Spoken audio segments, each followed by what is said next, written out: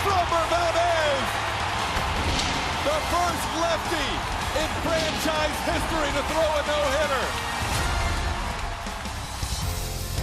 We welcome you to downtown Houston tonight inside Minute Maid Park. The Astros will play Game 5 of this 7-game homestand, Game 2 of this 4-game series against the Red Sox. Astros coming in with a record of 71-55, snapping a 3-game losing streak, and in the process snapping a 3-game winning streak for the Red Sox. So the Astros start the night a game and a half behind the Rangers, who lost last night in extra innings to Arizona after the Astros game was over.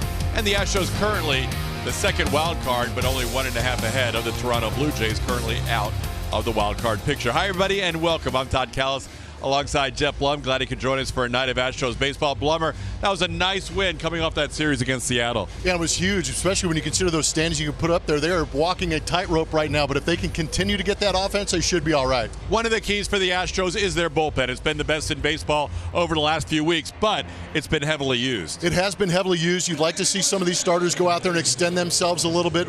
We talk a lot about how the success of last year's team was based on how good the starting rotation was, because they were able to get deep in games, and you start to push those guys back in the bullpen and protect them a little bit. But you see some of these innings numbers really starting to ramp up as you're trying to close out this season, because down the stretch in September, you're going to have to lean on some of these guys and give them some rest so you can finish this season off. Maton's still in the top 20 despite being on the IL. One guy who could give them innings is the veteran. This is crazy, some of these numbers that Justin Verlander puts up. And again, missing that first month and a half, still trying to get his legs under him. He's a guy that needs to go out there and throw a lot of pitches and a lot of innings to get stronger. But it's amazing that he has gone 6 or more innings in 87 of his 105 starts in that Houston Astros uniform. If he can get back to being who Justin Verlander is, wearing that orange and blue, the Astros are going to be set up in good shape at the top of the rotation. He would love to see anywhere close to the offensive support he's had the last 2 games. Yeah, that's what's remarkable. In the past, Justin Verlander's had to be perfect for about 6 or 7 innings because the run support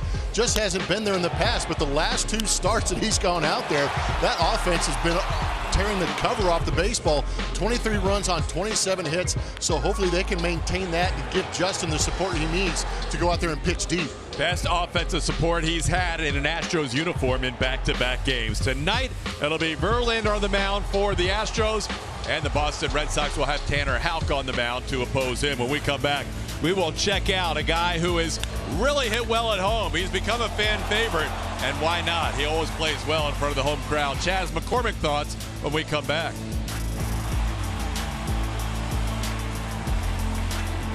Saltese.com.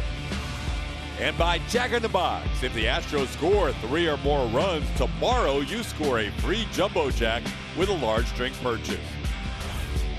Chaz McCormick has been good all year at home, but especially since the All-Star break.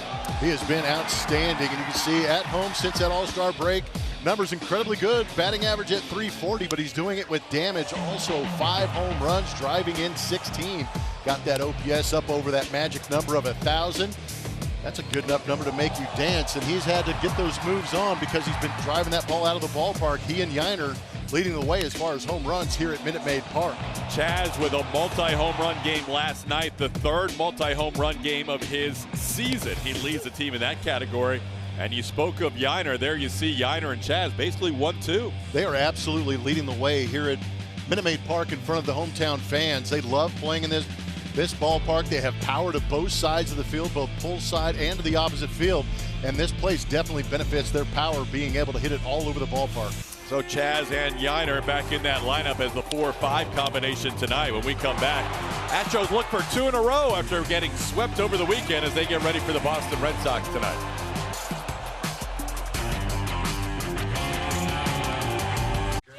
Day, a couple of things going right for the Astros right now. Justin Verlander on the mound, and they're coming off a great win yesterday. They needed that in so many ways. Alex Bregman, who was not happy with the way the team played over the weekend, said yesterday, much better. ABs were better. We were focused through all 9. Once more of that. And then Dusty Baker going all Al Davis on us in pregame, saying, just win, baby. And he's talking about the division, because the Astros, despite winning just one of their last 4 games, gained some ground in the AL West. And he said, I told you guys it was going to come down to the wire. He said, we didn't know what we were going to do this year, but we did not know that we were going to have so many injuries. But we're still in this, and it is up to us right now to just go out there and win, control what we can control. But this group much happier today than they were just 24 hours ago with the way that they played on the field, Blemmer. Yeah, it's good to see them. Hopefully this homestand in these series against the Boston Red Sox will be that turning point that will propel them potentially into the front, because TK was talking about those standings. Game and a half out of first place and a game and a half out of being not in the playoffs, but you have Justin Verlander on the mound. He has pitched well in this stadium. He's pitched well on the season with a 3.36 ERA, and he's getting the run support, so hopefully JV can do Justin Verlander things tonight.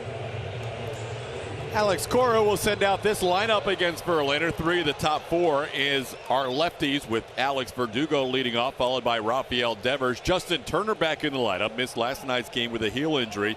He'll DH. Masataka Yoshida is the cleanup hitter in left field. Adam Duvall in center. Tristan Casas will be another left-hand hitter, the first baseman. Then the bottom 3, all righties: Trevor Story, Luis Arias, and Connor Wong from right here in Pearland, Texas. Alex Verdugo fouling one back against Verlander. That one almost in the press box. It's 1-1. Justin Verlander getting start number 20 on the season. JV did not begin his 2023 campaign until May this year with the New York Mets.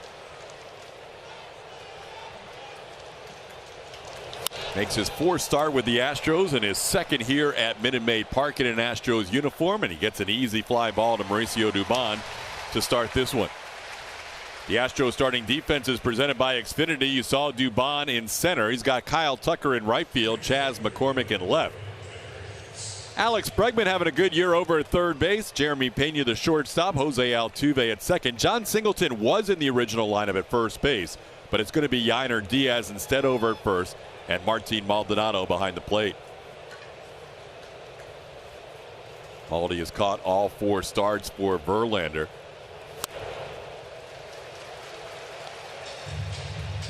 Devers swings through that first pitch, 0-1. Yainer went from not being in the lineup initially to being in the lineup and playing in the field. Yordan Alvarez, a little injury to his finger from slamming his left index finger at home.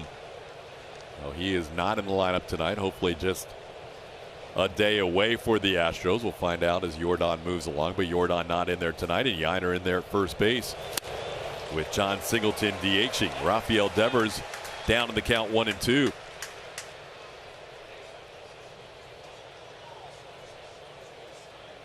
Verlander has gone 7, 6, and 5 innings in his 3 starts with the Astros. Astros would love to see JV get at least 6 tonight, and 7 would be even better.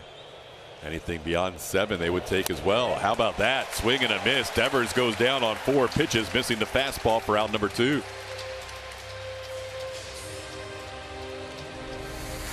The velocity looks good out of that right arm of Justin Verlander on our MD Anderson strike zone. Did a good job of staying on that outside edge to get the strikeout of Devers. 96 on that last pitch. Only struck out 2 in his last start against Miami. That matched his lowest total as an Astros starter. Also had 2 against the Mariners back in 2018 when he only lasted 2 innings. In that game, he pitched 5 innings against the Marlins and just struck out 2. So good to see him get that early strikeout against Devers. He has had a couple of games this year with only 2 strikeouts. Colorado and San Diego with the Mets, and then Miami with the Astros. Hey, Verlander's got a chance to do something that no Astro starter has done since JV's 2nd inning of his last start.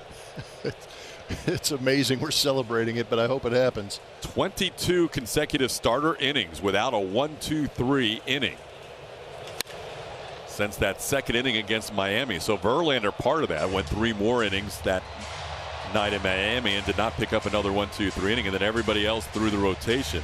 Jose Urquidy hasn't pitched since that Verlander start, but the other 4, nobody getting the side in order. Well, hopefully JV ahead 0-2 with 2 strikes here with Justin Turner. Home plate umpire tonight is Pat Hoberg. He is generally known around the league as the best balls and strikes umpire there is in the game. Called a perfect game last year in World Series game number 2. That's impressive.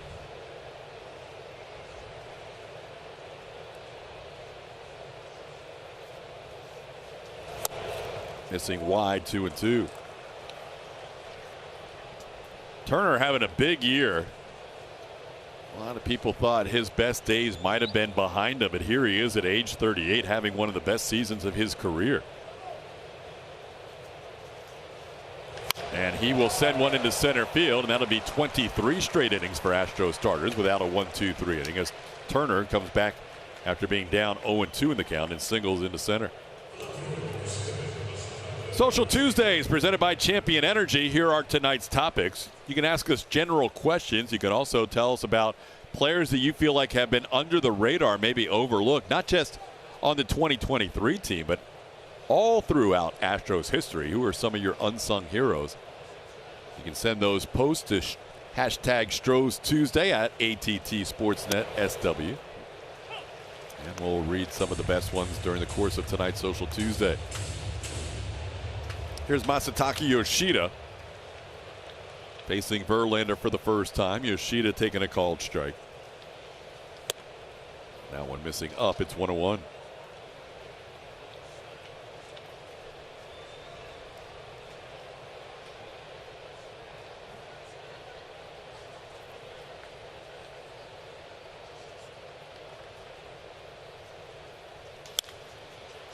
Yoshida, after 7 years professionally in Japan, coming over to the States and signing a free agent deal with the Red Sox this offseason. It's in the top 10 in hitting in the American League at 296, 7th overall.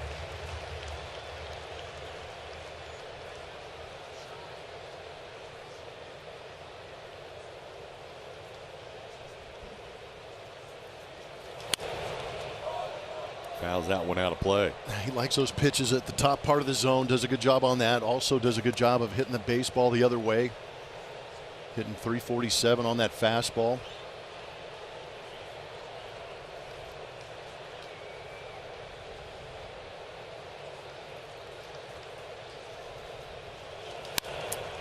Little looper into shallow center coming on Mauricio Dubon, and that does it for the Red Sox in the first. A 2-out single, 1 man left. Astros turn to bat. Jose Altuve at the top. Alex Bregman on base a lot lately. Kyle Tucker hitting third. Yiner Diaz slots up to the cleanup spot. Chaz McCormick, Mauricio Dubon 5-6. Then John Singleton DHs, Jeremy Pena, and Martin Maldonado. They'll be going up against right-hander Tanner Houck. Started the season in the rotation for the Boston Red Sox. That's why you see those 13 starts. But he has not been on the mound in 54 games because he was on the injured list after being hit with the line drive and suffering a facial fracture. So this will be his first start since coming back on that injured list. Would imagine he's under a pitch count. And I think right around 75 pitches for Houck tonight. Had 3 rehab assignments. As opposed to Jose Urquidy, who had a 4th rehab assignment. The Boston Red Sox going with Houck tonight, and they will move to a 6-man rotation as Tanner Houck faces Jose Altuve here to lead off. Not many at-bats for the Astros against Houck. Altuve has 1, McCormick has 1, and Pena has 1. Nobody else in the lineup has faced this right-hander. A lot of sweep on that sweeper. That is a serious crossfire delivery, kind of on that first base side of the pitching rubber, but steps towards the right-handed hitter. Kind of a low release point coming across his body, so it's going to be tough to pick up, and that slider is one of the better pitches for him against right-handed hitters. You see him stepping right at Altuve and coming across his body, pulling that slider across. Altuve had to reach out just to get a piece of that 1-2 pitch to stay alive. Altuve, a 4-game hitting streak starting the night, has been on base 22 consecutive games. Only active player with a longer on base streak is Ryan Mountcastle, who's been on base 26 in a row for the Orioles.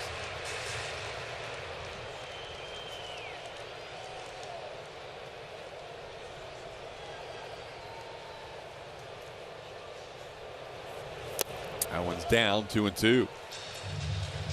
Astros started the night at 71 and 55. Speaking of Mountcastle, you see that Altuve and Mountcastle currently 2, 3, and 4 behind Julio Rodriguez and Mookie Betts in batting average this month. We mentioned Hoberg usually calls a pretty good plate. That one dotted up the outside corner. Altuve knew it, and he heads back to the dugout. StecCast 3D powered by Google Cloud is going to show you what he's going to use to left-handed hitters and right-handed hitters. Left-handed hitters going to see that slider, cutter, and split more than the fastballs. So be ready for some off-speed and movement. Right-handed hitters are going to get 2 pitches, basically, the sinker and the slider. He's trying to split the plate with both those pitches to right-handed hitters. Bregman goes after the first pitch, and he grounds one. And Rafael Devers, who had a little bit of trouble yesterday in the field, mishandles that one. Would have been a tough play. That one might be a base hit for Alex. You could actually say that would have been a base hit, yeah. We always leave it up to the scorer. And it's a knock. That was going to be a tough play. Devers is playing incredibly deep. Didn't take the best attack angle on that. Kind of ran away from it a little bit. Mattress Firm Supermo is going to confirm that it did get a little bit of the glove. Well, Bregman now on base for his 9th time in his last 10 plate appearances. 6 for 6 with a couple of walks and a hit by pitch his last 3 games. Here's Kyle Tucker. One of the things Alex Cora was lamenting about last night's game, and he kept coming back to it, was his team's poor defensive play last night and their 9-4 loss. They did not play good defense last night and really haven't all year long. Yeah, it was kind of interesting to hear the comments. He did recognize that they didn't play good defense, but I was shocked when he said in weeks, which means that they may have played worse earlier in the year, which is amazing. The Red Sox have the worst defensive numbers of any team in the major leagues this year. That has caused for some extra outs for Cora and his pitching coach Dave Bush from the pitching staff. Tucker with a 1-1 count. But that last play was do or die and was ruled a hit for Bregman. That one's off the plate, 2-1. So Tuck starts the night with a .297 average. Second in the American League in RBIs with 92, one behind Adolis Garcia. And he's third in the AL in OPS at .901.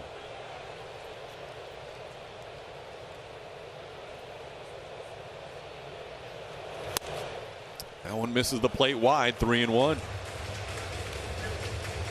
So Houck trying to hit some edges, just missing. That one kind of went around the plate.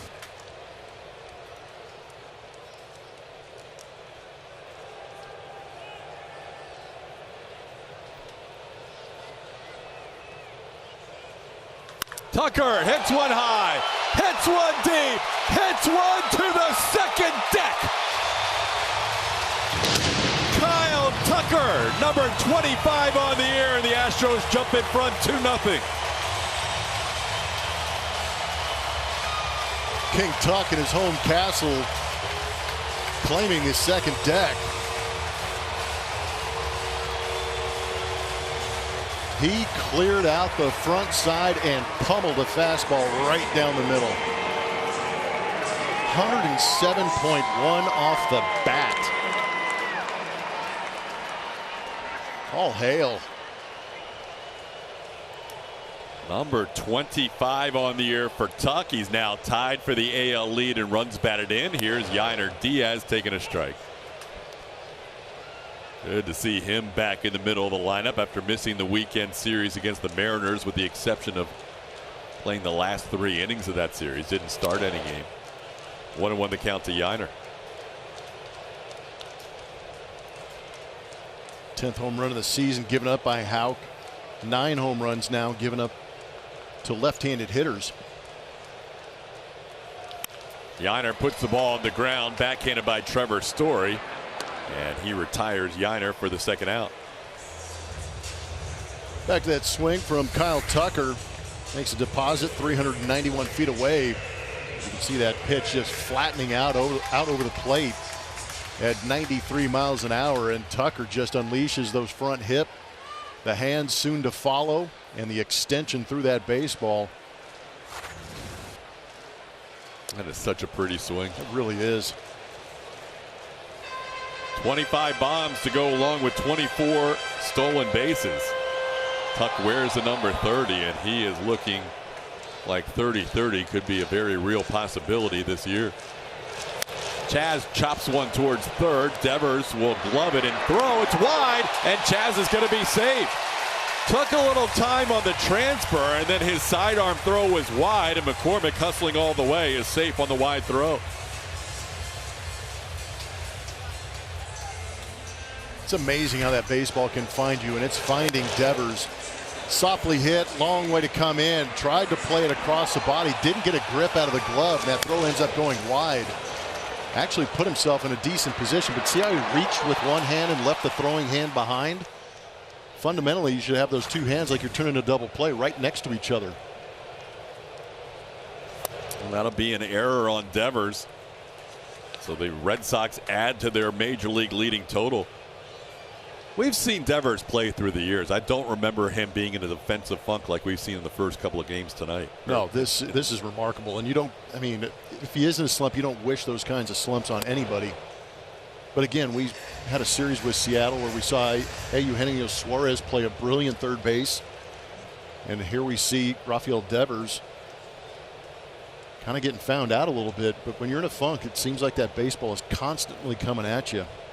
88th error for the Red Sox this year, and the third of this series. Could be four. There was one last night that was ruled a fielder's choice that might eventually get changed to an error. Here's Mauricio Dubon with a 3-0 count after Chas reached on the error with 2 outs.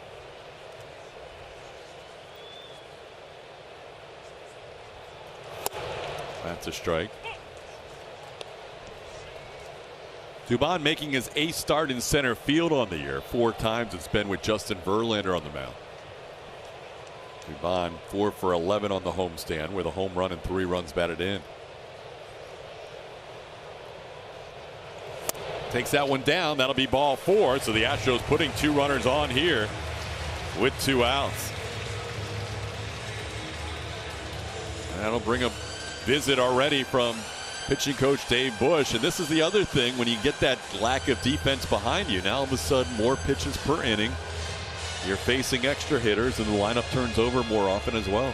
No, you're exactly right. And again, Alex Cora, being asked about it post-game, kind of said the same thing. James Paxton, they were talking about pitch counts, and it's tough to control that pitch count when you do throw strikes. You do get the ground balls you need, but the plays aren't being made. Even a couple of pop-ups last night weren't played by the Boston Red Sox, so it makes it tough on those pitchers trying to go out there and pitch perfectly to avoid some of the errors behind them. Yeah, there were 2 errors charged last night, but there were 5, maybe 6 plays that a good defensive team makes that the Red Sox did not. The Astros in one game. In one game? Yeah. And the Astros took advantage. Here's John Singleton, now DHing tonight. Singleton takes one off the plate for a ball, 1-0. John trying to snap through an 0 for 12. He has had not a whole lot of success since that 2 home run game a couple of Fridays ago here at Minute Maid Park.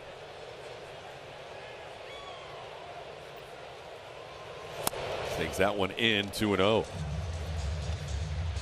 So since the error, Houck has missed on 6 of the next 7 pitches. When you have a limited pitch count like he is tonight, 25 pitches is not what Cora was hoping for in the first inning. Singleton chases that breaking ball. It's 2-1. The Red Sox bullpen, though, is in good shape, and they can thank one person in particular for that, and that's the left-hander Chris Murphy, who went 4 innings out of the pen yesterday and did not have anybody else have to throw a pitch for Boston. Murphy was optioned out after the game as Tanner Houck needed to be activated, and Murphy was the one to go. So everybody in their pen tonight had the night off last night. Yeah, I'm not afraid to admit I even applauded what Murphy did yesterday. Red Sox only having to use 2 pitchers yesterday.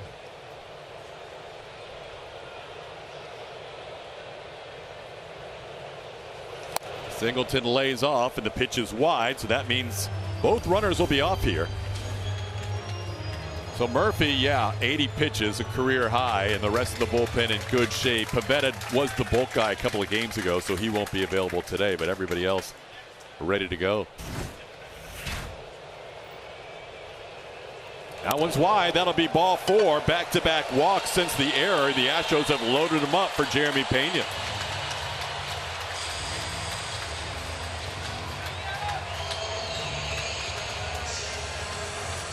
Now struggling with his command here as the inning has progressed. A guy who hasn't pitched in the major league since June 16th. About to throw his 30th pitch of the inning. JP could really help break things open here. Bases loaded, 2 outs. Goes after the first one and fouls it away. And a slider right out over the plate, so he must have been sitting on that and got it in the right spot, but also at the same time may have missed it. Pretty good pitch to hit. McCormick on third, Dubon on second, Singleton on first with 2 outs. Chopper towards short, cut off by Devers. His throw is in time to get Singleton at second, and that'll do it for the Astros. 8 men to the plate and a 2-0 lead. Yeah, the big swing was off the bat of Kyle Tucker, and no doubt about it, into the second deck, a little flip. And let the sorcerer go to work with his magic wand. That was a beautiful swing from Kyle Tucker to give JV a couple of runs in that first inning. 2-0 Astros. Take a look at our Chevy stroke hole. Justin Verlander currently sits at 13 all-time with 3,293 strikeouts. That has been updated since that last inning. Where's he going to finish on this list? Will he be 10th, make it up to 7th, or even get into top 5? Vote at ATT Sportsnet SW. We'll have results later. TK. All right, currently 13th, trailing Phil Niekro. Verlander 8 away from 3,300 in his career. Niekro's at 3,342.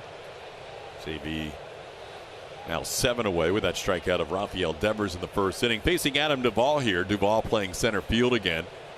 Batting 5th tonight. Last night against Christian Javier, Duvall hit a 3-run home run in that 5th spot. We're going to get a timer violation on Verlander, and Pat Hoberg's going to go out and explain to him why he called a timer violation, and JV saying, I can't hear pitch count. So I'm not sure if that will be rescinded or not.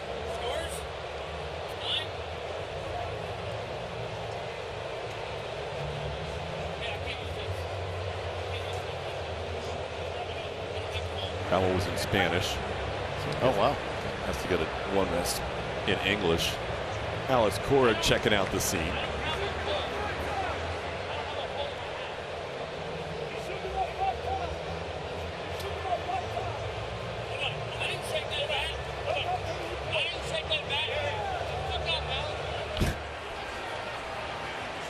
Did you hear him?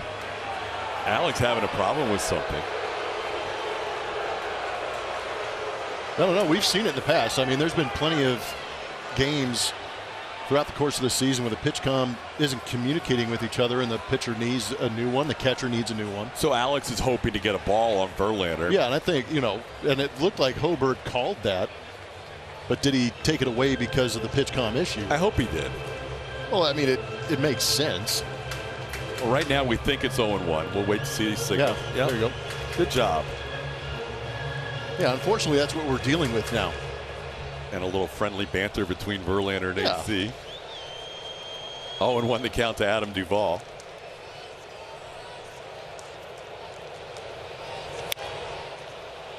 We do apologize if you may have heard some inappropriate language during that exchange, but two good friends from the past. Former dugout mates. 0-2 the count to Adam Duvall. We'd like to call that competitive spirit. Yeah, that's what happens on the field sometimes. Yes. Not necessarily what you would hear in dinner conversation, but on the field things maybe not at the office. I don't know. 0-2 pitches foul. Definitely not here in the booth. On air? No. Off air?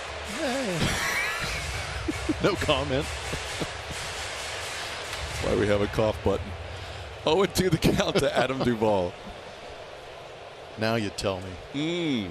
You just find I just laid my hand on the entire thing. How about Verlander with another strikeout, getting Duvall for the first out of the second. Well, PitchCom is definitely working on this one, but that slider is a good pitch for him. That one didn't necessarily break across the plate, but it dropped pretty good to get that swing and miss. And you see him at 13 on that list of all-time strikeout leaders, over 3,000. Now soak that in, because that's important for your Stroh poll. If you think he's going to get top 10, top 8, top 5, those are the totals he has to get to. Justin Verlander with 32.94 now with his 2 strikeouts tonight. It's an important list to remember for your immaculate grid, too. You were there today. Oh, yeah, me and Edwin Jackson. You play for enough teams, you're going to find your way onto that grid. 1-1 the count to Tristan Casas. See Casas' numbers since the All-Star break. This guy has been as good as anybody in that Red Sox lineup since the break. Casas missed a couple of games in that Yankees series with a tooth infection. Had that taken care of here on Monday before the game. And then he was in the lineup yesterday and obviously back in the lineup today. Swing and a miss. Verlander's fastball looking good tonight. It's 1-2. Again, with Justin Verlander, he's one of those just unique athletes, pitchers that just needs reps, needs to get out there and just work. And it seems like the heavier the workload, the better things work out. But we're seeing the velocity tick up a little bit in this start.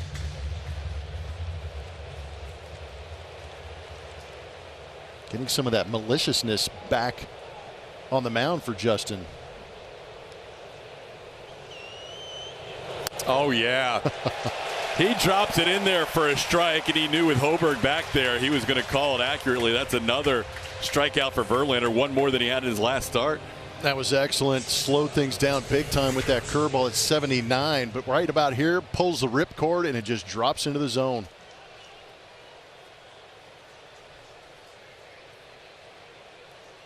Nothing Casas could do at that point. He had already decided he was going to take that pitch. That pitch took so long to get. You see him step twice. Did he? He tried to recalibrate and just couldn't. That was a great pitch. Good sequence. Here's Trevor Story. Story went 0 for 4 last night with 3 strikeouts and a walk. Trevor in the middle of a 1 for 24 his last 6 games. That's looking good tonight for Justin. 0-2. Now watch the hands commit from Casas, and then watch the front foot. Right about here he goes, oh, that's a curveball, and then he just could not hold it back and tried to step again, but it was just too late.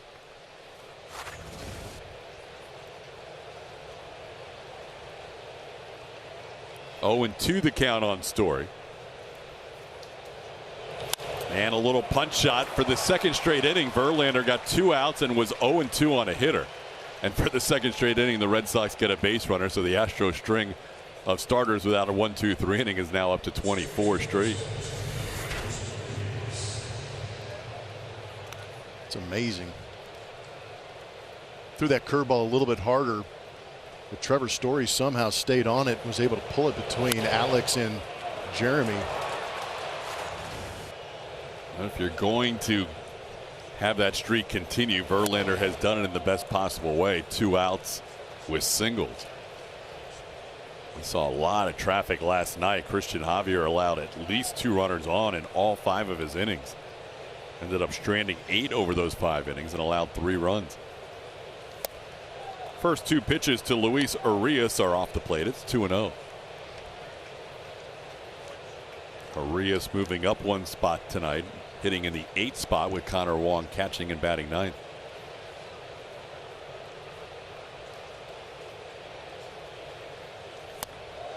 That one didn't miss by much, but it just missed. 3-0. It's 3 straight sliders.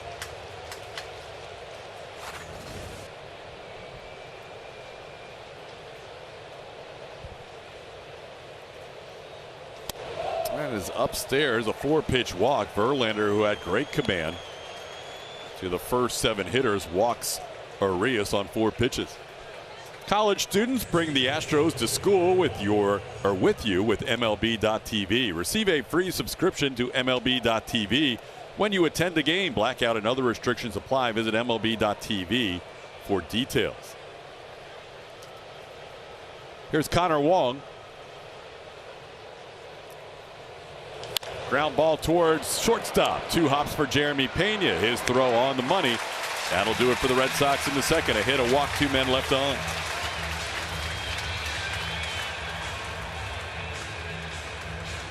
Auto.com. Always good to be out here on Tuesday night. You get Justin Verlander starting tonight. His second start as an Astro at Minute Maid Park.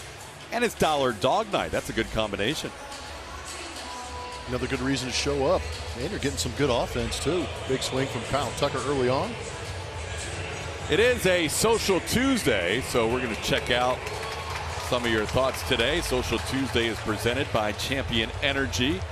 Tonight's theme is general questions and also kind of unsung heroes through the years in Astros history. Martin Maldonado leading off. Willie Harrison's favorite unsung hero is Chris Burke. Walk-off extra inning playoff win. Can it get any more exciting than that as part of a childhood dream?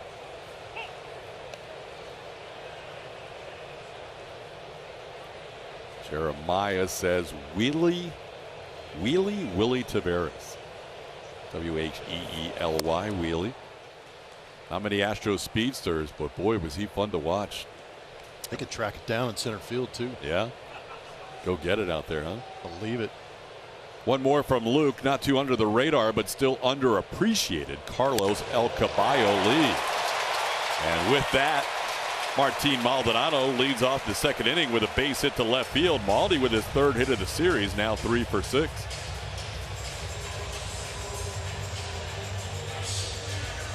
The Astros have 3 hits now to go along with 2 walks against Tanner Houck.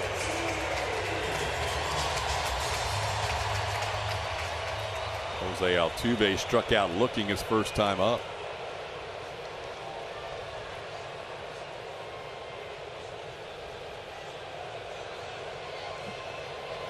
Ground ball slowly hit off the mound. Could be 2. Story steps on the bag and turns the double play on Altuve.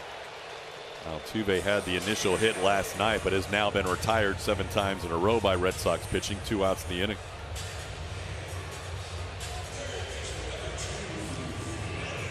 I'm going to bring up Alex Bregman.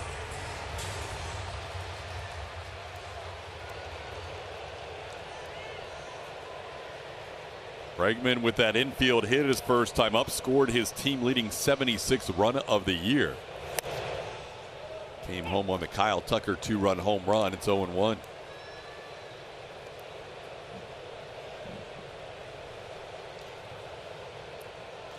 Bregman's been on base all 6 plate appearances in this series and 9 of his last 10 times going back to the final game against Seattle. Alex will take a timeout here, down in the count 0-2.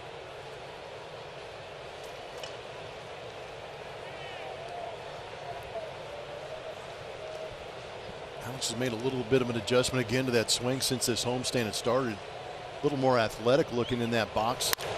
Towards the middle, tough play. That's backhanded nicely by Urias. In between Story and Urias makes a good play to retire Bregman to end the inning. So Houck gets through the order. 1, 2, 3 in the second, although there was a hit wiped out by a double play.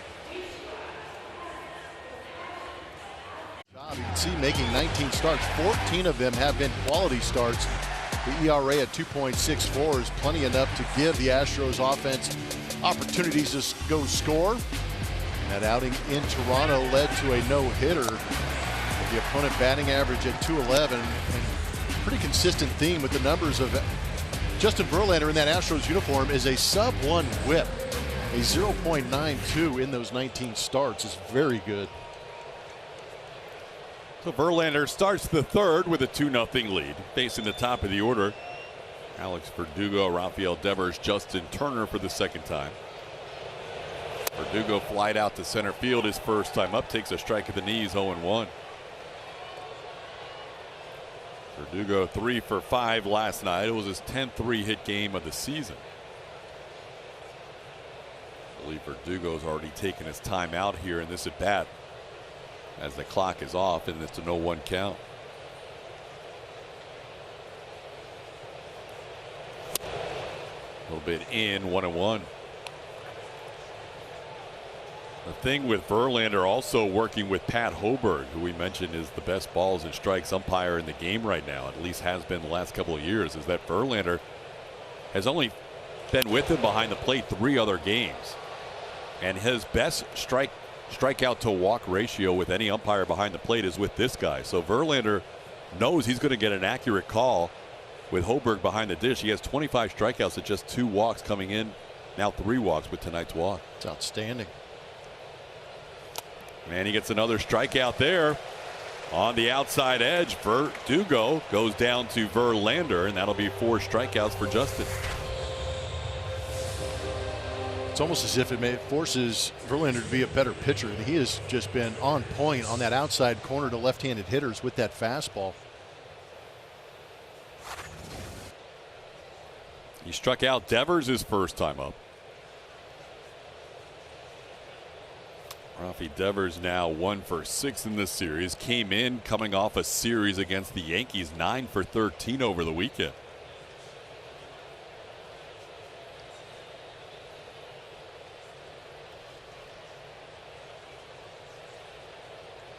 Slow breaking ball. He has been able to drop that in when he's wanted to, and no Red Sox hitter has been ready to hit it. No, it's definitely disrupting the timing of the hitters. So a couple more sliders and curveballs, but we've seen that curveball early on being used pretty good. And Devers, if we were playing cricket, Devers would be leading the league in wicked googlies. He hit that one to the top level of the upper deck. That was in the very last section up there, wasn't it? It was. That was a slider that he just got the barrel out in front of and raked.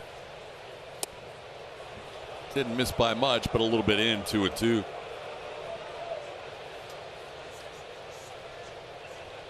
Verlander 18 pitches in the first inning, 17 pitches in the second.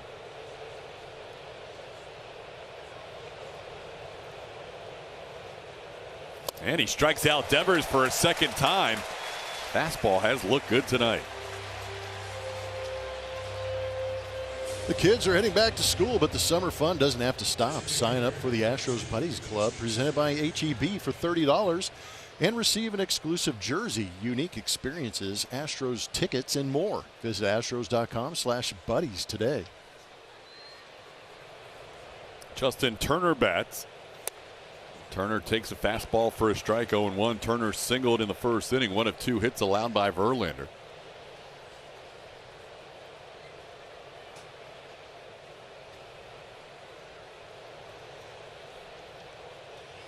And there's a drop in breaking ball for a strike, 0-2. Verlander has had 2 outs with an 0-2 count for 3 consecutive innings now.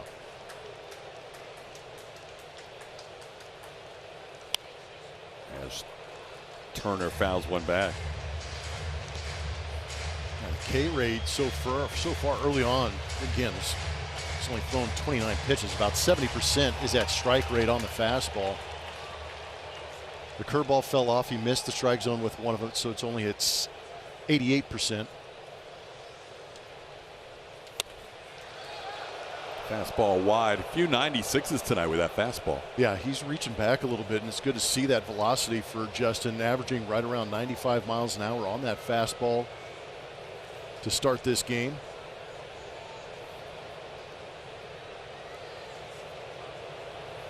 A little bit wide, 2-2. Over boogied on that one, but that ball jumped out of the hand. 97. How about that? Hardest thrown pitch of the night for JV.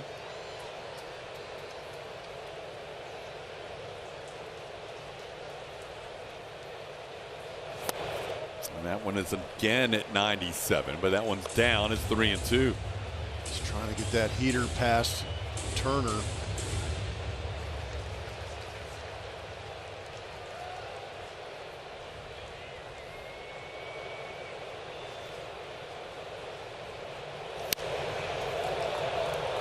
Our first look at the Red Sox this year, still a little strange to see Justin Turner in a different uniform. It is. I didn't realize he was 38. 38 years old. Yeah, I just thought he was in his maybe mid-30s. I didn't realize that. Not that that's anything against him. It just surprised me. Well, with the Dodgers since 14, then years with the Mets prior to that. But a lot of people forget he started out with the Orioles. That one lofted foul, and that'll be out of play. About 5 rows behind the Astros dugout. Yeah, he made those adjustments in LA, and he can flat out hit. But some of that veteran leadership in that Boston clubhouse has got to be beneficial. Not to mention him being able to play 81 home games with a short left field. That doesn't hurt. Called third strike, caught a piece of the outside corner, and the Astros have their 1-2-3 inning they've been searching for since JV's last start. It's 2-0 Houston.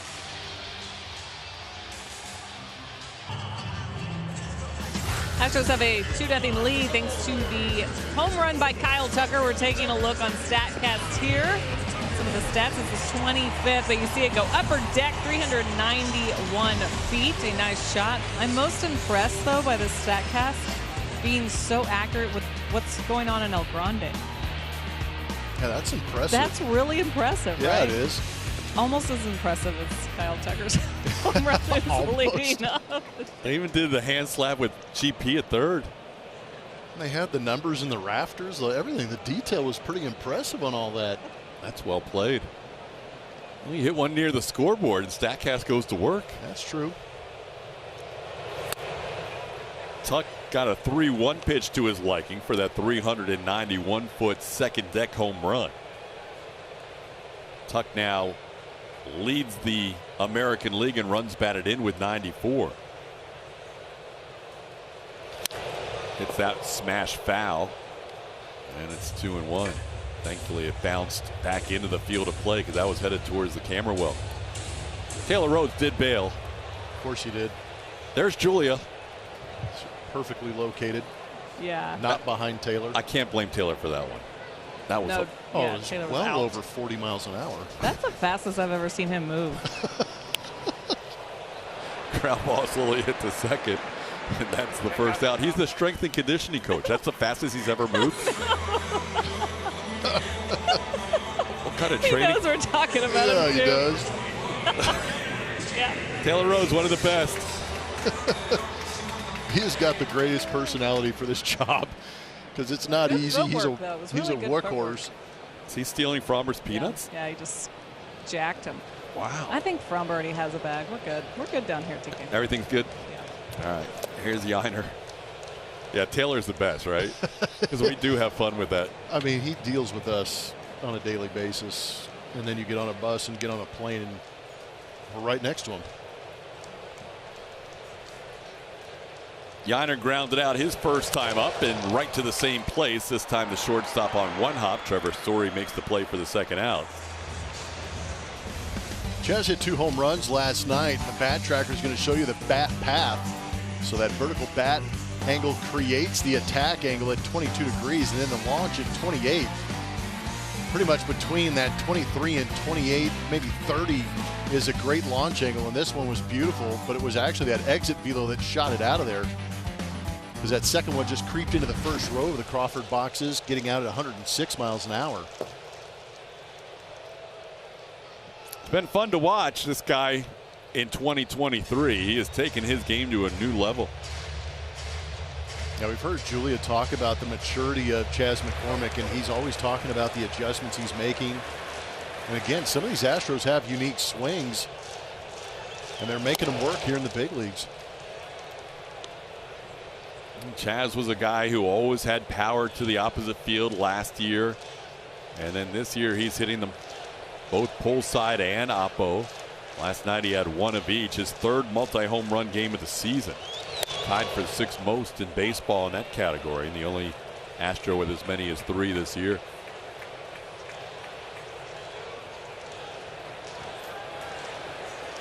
With that little slider, he can almost aim for those Chaz chompers out there in right center field if he goes with a pitch off the plate. As that one misses low, it's 3-1. Yeah, it feels like if that slider comes across the plate, it kind of sets up for him to let that ball travel and drive it into those right field seats. Give the chompers something to chomp on. Gave it a shot right there with a fastball. Chaz reached on an error his first time up. McCormick started the night with a .917 OPS.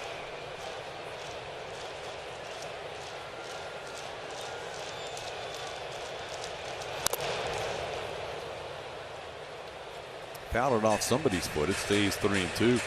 That was a tough pitch, 3-2. That's that sinker from Houck.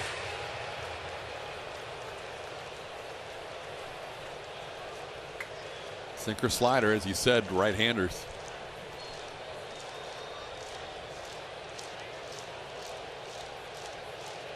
Little tapper towards third, 2 hops for Devers. His throw will be in time to get McCormick, and that'll do it for the Astros. So that's 5 in a row sent down by Houck, all on ground ball outs.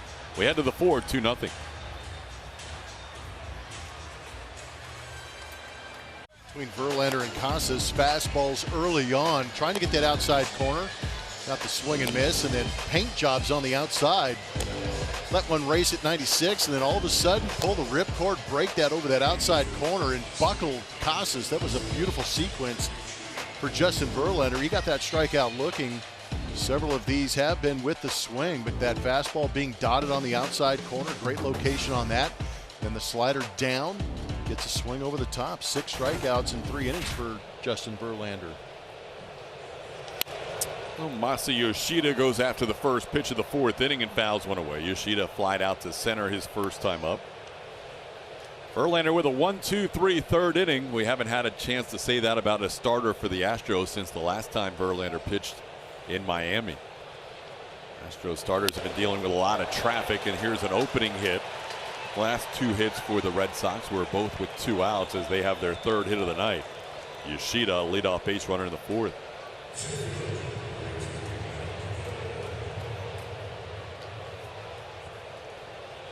That'll bring up Adam Duvall.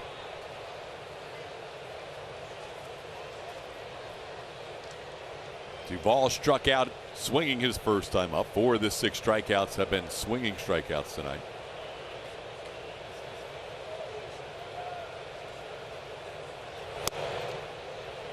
Verlander now just 2 away from 3,300 strikeouts in his career. 0-1 to Duvall.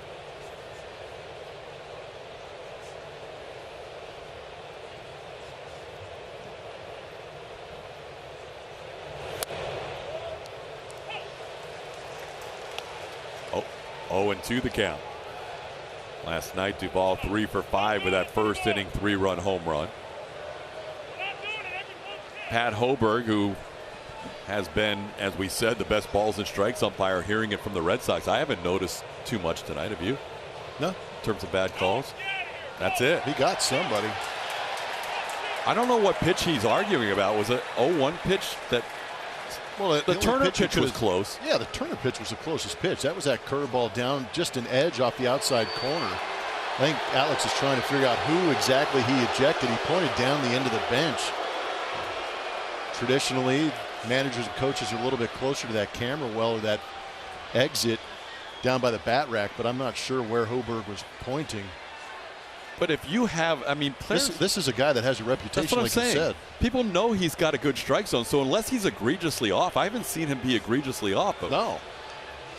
Verdugo may have been chirping. Really? I don't know. He's not real happy right now. If he's the one that's gone, that's their leadoff hitter. Oh, wow. He heads down towards the clubhouse. Oh, Pat Hoberg told the Boston dugout, we're not doing this every pitch. That one's going to get away on a strikeout. The base was occupied, so the hitter can't go anywhere, but the runner can advance. Yoshida goes to second on the strikeout. Number 7 for Verlander.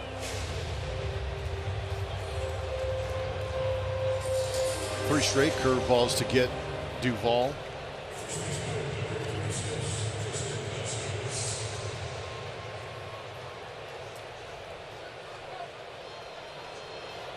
Now Tristan Casas, the batter. That'll be a strikeout wild pitch to allow Yoshida into scoring position. And the first pitch misses down for ball one.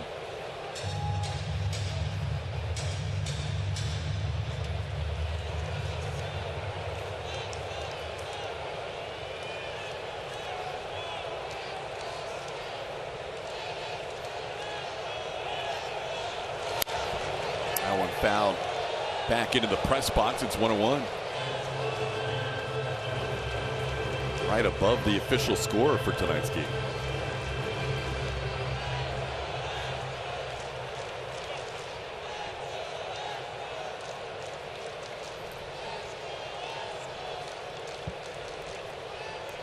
Verlander coming into this inning averaging just under 18 pitches an inning. JV knows the situation. He knows the bullpen has been taxed over the last few games, and always important whenever he's starting to go as deep as he can, but especially tonight, trying to save some of those bullets out of the pen. Trying to hold up on a pitch down, and Casas does. The count's 2-1. 40-year-old Justin Verlander making his 502nd start of his career. His 20th against the Boston Red Sox. 19 in the regular season, plus pitched against them in the ALDS in the 17 year. And he misses down and into Casas, 3-1.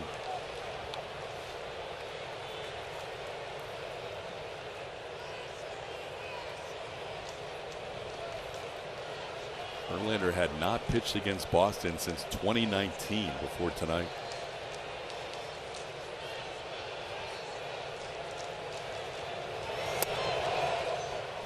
It's the bottom of the zone there, and it's 3-2. 3-1 hammer. That went a little bit below the zone. You see Casas kind of questioning the call, but at the same time, he's probably wondering what's going to come next. It's usually a fastball count. There's a slider. Beautiful. How about that sequence? Well, that sequence was impressive. And the execution that much better. Curveball 3-1, and then goes to the slider and just backdoors Casas, and you get that check swing, and there he is at that even 3,300. 3,300 for Justin Verlander. And 8 tonight after a season low 2 in his last start. Makes sense. Al Story pops a high foul ball that will drift out of play. I don't remember the comments after that last start, but he had that huge lead given to him by the Astros offense. I wonder if he went a little more into pitching to contact mode in that Miami game. Yep. And Miami was swinging the bats well in that series too. They had 9 hits against them. Yeah. So that might have been the case. They were aggressive early, not wanting to get to that 2-strike count probably. Had 3 games this year, 2 with the Mets and 1 with the Astros with 2 strikeouts. He had 1 other with the Astros back in 2018 of 2. But 8 matches his season high. He had 8 against Toronto on June 2nd. Justin has 8 already with 2 outs in the 4th. Yeah, 3 2/3 innings and 8 punch. How about that? It's a pretty good start. He's executing his pitches wonderfully. That's a pop-up. Is it going to stay in play? Yainer Diaz gives it a look, and he overruns it, but makes the adjustment and makes the catch. And a smile on the young man's face. Still learning the position, and he makes the play to end the inning.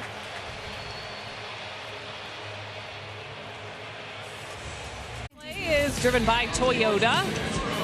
Grab a bat out of the rack. Any bat. Mauricio Dubon made a really good choice. He went for Yordan Alvarez's bat. Served him well. Home run.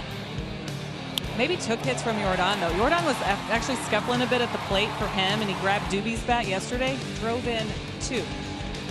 That's me getting the information from Doobie right there on the bat. So a different kind of bat flip, TK. What's going on down there? I don't know, but it's working. What's he using tonight? Who knows? Who knows? He'll tell you if something good happens. Hey, it works. And something good just happened. Is there a better source of information than Julia Morales with a little help from Mauricio Dubon? And the willingness of these players to go down there and tell her everything is wonderful, man. I love it. I do too. So good. I don't even have to move. Just sit here and the information comes to me. It's great. I mean, why would anybody want to move you out of that well? so good down there. Good spot. Good spot. John Singleton will bat after the leadoff hit by Mauricio Dubon, who's been on base twice. And look out.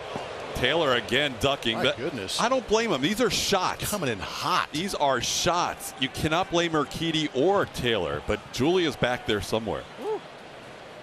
Do you know when these line drives are coming, Julia? Can you sense them? I can hear them. It's pretty full down here tonight, so I'm tucked away pretty good. Yeah, an extra camera out there, right? Yeah. TBS is in attendance tonight. Singleton hits one in the air to center field. Adam Duvall makes the call and the catch as he crosses onto the warning track. That's out number 1 here in the 4th. All right, let's see that last foul ball. It is red hot. Urquidy ducks. Man. Everybody for themselves when it's hit that hard. What kind of noise does Taylor make when he's moving that quickly? Taylor can, speaking of sensing things, he can sense when we put him on the broadcast. He's looking over his shoulder. He knows that red light up on our high third camera. Here's Jeremy Pena. Pena takes one in for a ball, 1-0. Tell him when, oh, don't tell him. We'll tell him later.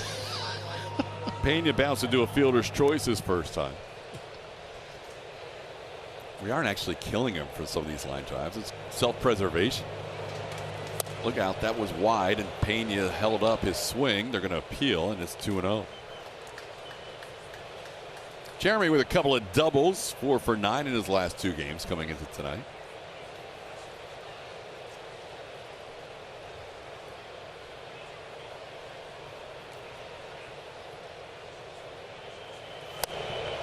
And that one misses in. It's 3-0.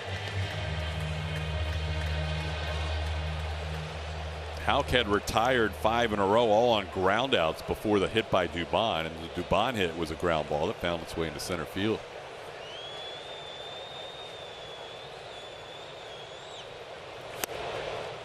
That one down, ball 4. Pena draws a 4-pitch walk. First and second, 1 out. This week on Astros Bases Loaded, Ryan Presley reflects on 10 years of Major League service. We sit down with the Astros 2023 Hall of Fame class, Bill Brown and Bill Doran.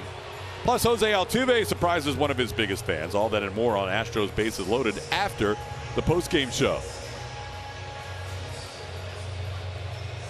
Alex Verdugo was ejected by the home plate umpire, Pat Hoberg, in the last half inning. So taking over in right field is Wilyer Abreu, making his Major League debut.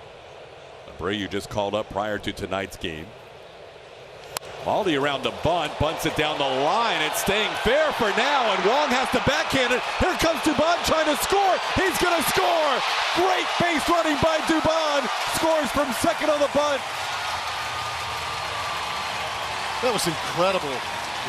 That bunt by Maldonado was absolutely gorgeous on the chalk line. It forced Connor Wong into making a decision because it didn't look like it was going to go foul. It was staying right on that first base line. But he had to vacate and go up the line to make this play. And in doing so, everybody gravitating that way left home plate open. So there's the flip and nobody covering home plate. And it was a race between Dubon and Devers to get to home plate. That is such a great heads-up base running play by Dubon. Absolutely. And because he never stopped, I believe you can give Maldonado an RBI on that bunt. Now Altuve bidding for one in the hole. Story off balance throw, and Altuve thrown out by less than a step. We'll sort it all out, but it was great base running to make it a 3-0 game. Incredible base running by Doobie, running with his head up, watching the play. He anticipated. So did Devers, and it became a foot race. And Dubon scores easily, forcing Boston to make plays, and they can't. 3-0 Houston.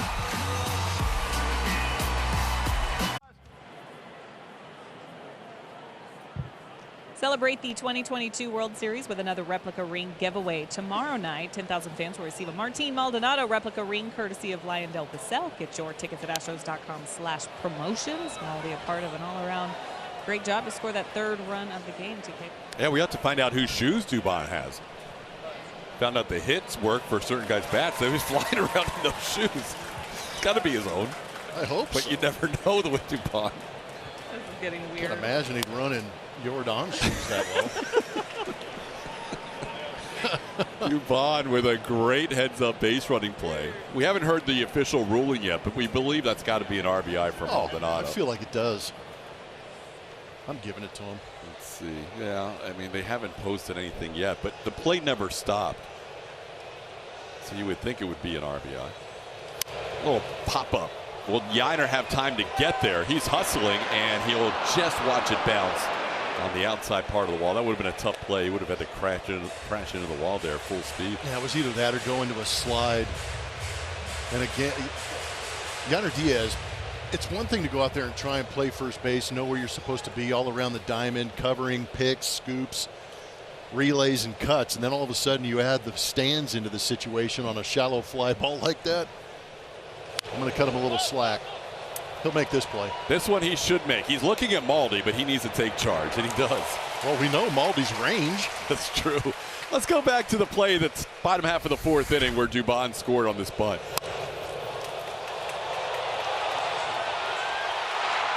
Yeah, he and Devers had the same feeling, but Devers had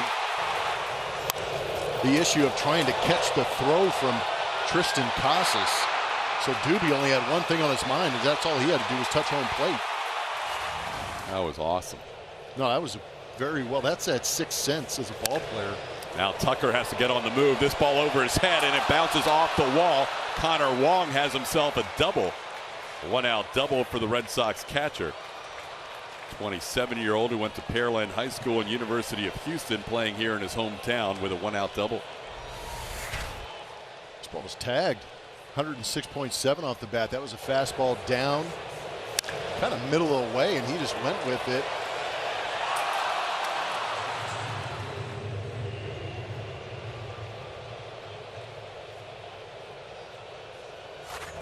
That's hit number 4 for the Red Sox, and that'll bring up the top of the order. And here is the very first at bat of his major league career for Wilyer Abreu. Abreu was activated today, just called up from AAA Worcester. Jaron Duran had a toe issue and went on the IL, so Abreu taking his spot. Coming in with a .929 OPS at AAA this year.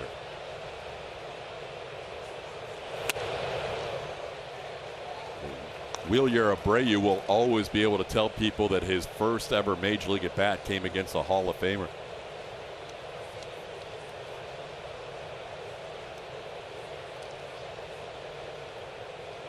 They are going to give Maldonado an RBI on that bunt. So a two-base sacrifice bunt for Martin Maldonado. Beautiful. Man, it is beautiful. Now it's 0-2.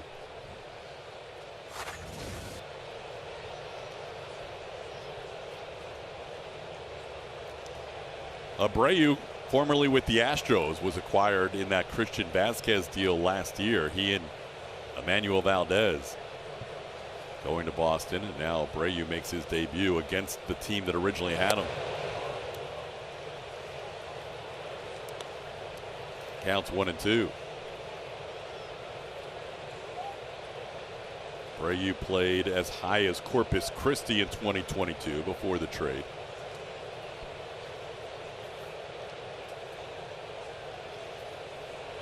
And he goes down on strikes. Justin Verlander strikes out Abreu for the 9th strikeout of the game. New season high for JV. That fastball is working. He just aggressively went after the young man and blew the heater past him. It is a Social Tuesday presented by Champion Energy. I asked you for any questions or your unsung heroes throughout Astros history. Jeff Lavelle said Alan Ashby didn't have the power bat, but he was a solid switch hitter. His demeanor in the clubhouse and his leadership behind the plate were key. Similar to Martin Maldonado, Ash caught greats like Ryan Niekro and J.R. Richard. Cody thinks Mauricio Dubon, good timing on that. That post came earlier tonight before Dubon came around to score on that bunt. Cody said from the beginning of the year, you can see the change in Dubon. He went from being the shy new guy in the clubhouse to the life of the party in the dugout. amazing to see his improvement he has made to his game. And he wrote, did Cody an aside, he loves Blummer's meatloaf calls, by the way. Appreciate you. 0-2 to Devers. Devers has struck out twice tonight. And he grounds this one to Yainer Diaz. Hops up on him, and he gets it right in the middle of his stomach, and he flips it to Justin Verlander, and that will do it for the Red Sox in the fifth. We're halfway home. JV looking good tonight with a 3-0 lead. When you're talking about third baseman in the American League, these guys have been 1 and 2 since the All-Star break at OPS. Rafael Devers, 1,029 OPS, is first, and Alex Bregman, a 954 OPS, is second. Bregman tonight 1 for 2 with a run scored, has really been on base a whole bunch. He continues to move that OPS since the All-Star break up near 1,000. Bregman will lead off the fifth inning against Tanner Houck. Thought his pitch count would be around 75 tonight, so here he is with 62 starting the inning. Bregman goes after the first one and grounds on a couple of hops to Trevor Story. That'll be 1 pitch and 1 out for Houck here in the fifth. So Blummer says 2017. You can add Jose Ramirez to this discussion, but Ramirez and these two guys, the best in the AL third base. Yeah, they've been very good. The numbers prove it. It's amazing how close they actually are in some of those comparisons, just a couple of numbers off a piece, but you can see the Astros line up a little more productive in driving in runs. So Alex has a healthy lead in that department. That one cued right back to the mound. So the Astros going after the first 2 pitches of this fifth inning. And 2 pitches, 2 outs for Houck. So Houck, who had about a 75 pitch limit, might be able to pitch beyond this inning if Yainer Diaz, who's normally aggressive, will he wait for a pitch with 2 outs and 2 pitches into the inning? Yainer will go after as many first pitches as anybody in the Astros lineup. He has grounded out twice today to shortstop. And he takes a pitch. That's a strike, 0-1. Unfortunately, probably a mandatory take. Right. Kind of that unwritten rule. You almost have to. Especially when you got a veteran like Verlander out there, and he's been working hard, doing his thing on the mound. You want to make sure you give JV a little bit of a breather in between innings.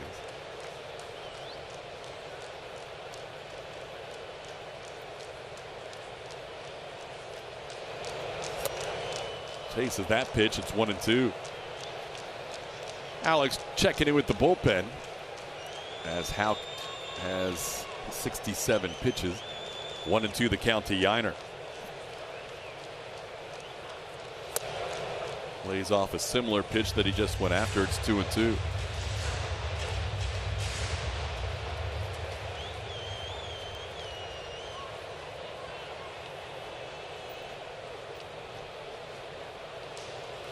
Swing and a miss. Houck picks up a strikeout. A quick 1-2-3 inning, only needing 7 pitches to get through the fifth. We head to the sixth. Astros lead 3-0.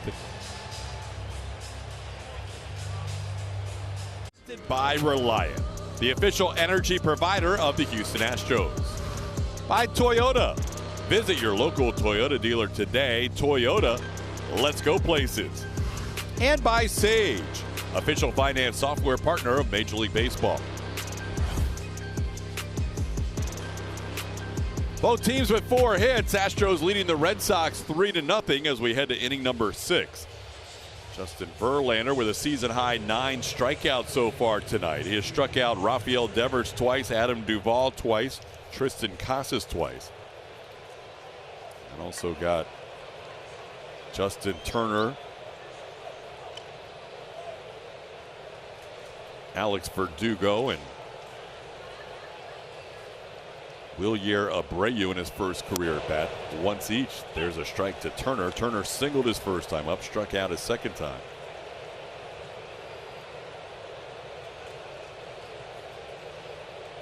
Verlander has allowed 4 hits. He has walked 1 and struck out 9 Red Sox tonight. Ground ball towards the hole. Pena backs up, gloves, throws. What an arm. Turner still not running well. He missed yesterday's game with a bad heel, and he did not get down the line very well as Pena made a fine play for the first out. Now, word from Lock Solutions. What we do isn't easy, but why we do it sure is. Lock, leading precast.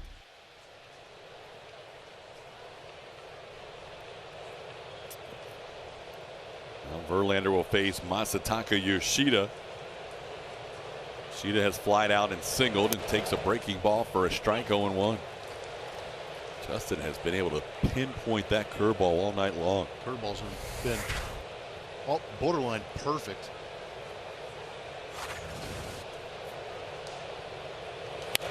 Now he gets ahead 0-2.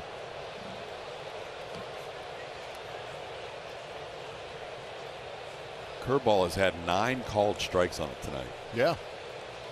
It's been all over the zone. And by what I mean by all over the zone is just putting it exactly where he wants to get those called strikes and a couple of called thirds.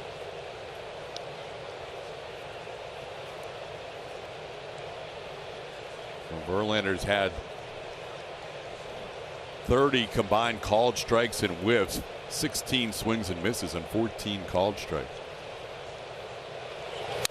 This one stays fair. Yiner will flip it to Verlander covering, and that's out number 2.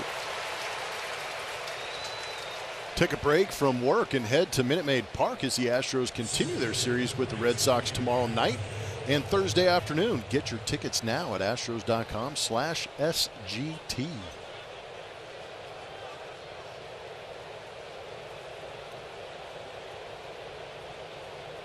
So now 2 outs, base is clear for Adam Duvall.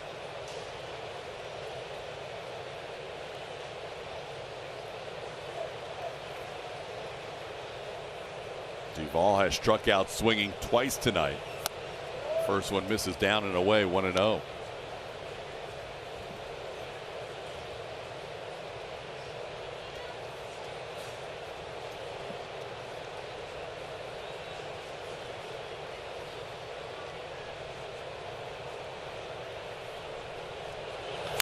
Sharply hit off the glove of Alex Bregman down the left field line. Pena on it in a hurry. Duvall's trying to get to second, and he will. That'll be a 2-out double for the Red Sox. Adam Duvall.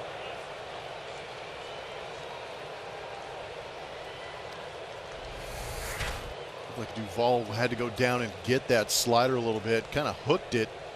Not hard, but just enough to sneak it past Alex, who laid out trying to knock it down.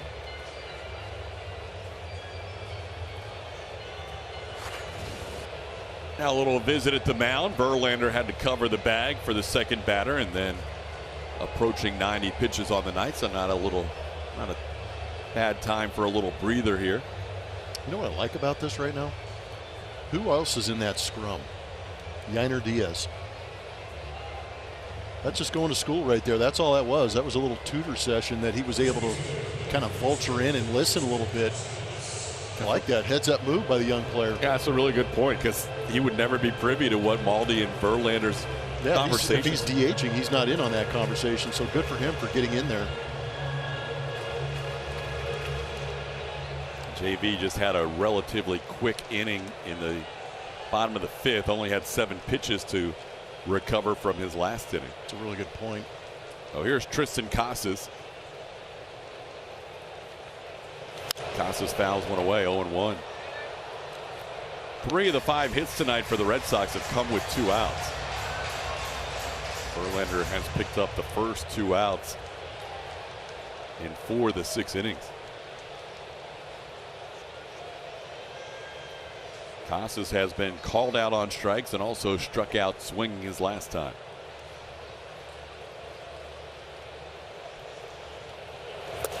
That one might have caught him, and it does. Pitch down and in on an 0-1 delivery. Hits Casas. That'll put runners on first and second here with 2 outs. Well, too much break on this curveball. Comes in and gets that back foot of Casas.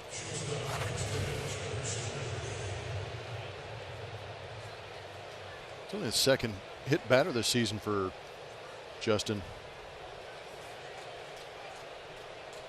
Now he'll go after Trevor Story.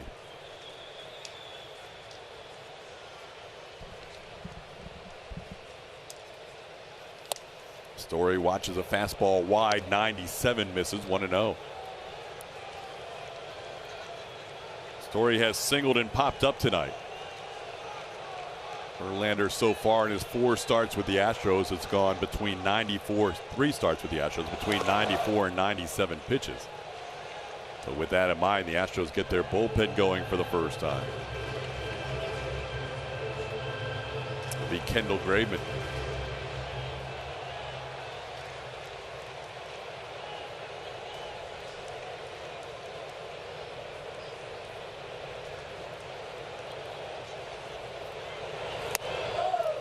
A little bit up. And now the count 3-0 with 2 men on in a 3-run game.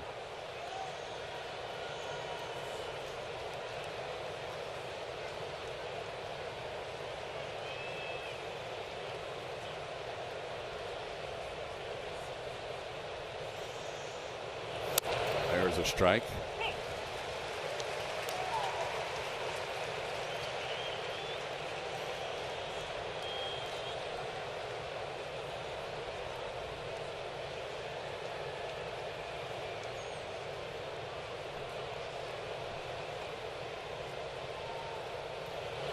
Ground ball, Pena backhands, throws to second and not handled. It was a low throw and not handled at second base. Could have been the final out of the inning. Instead, the bases are loaded and Verlander stays out there.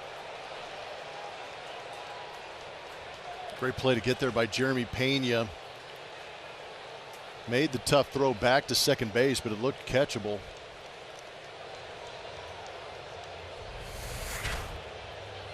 Going to that backhand side, had to get rid of it quickly.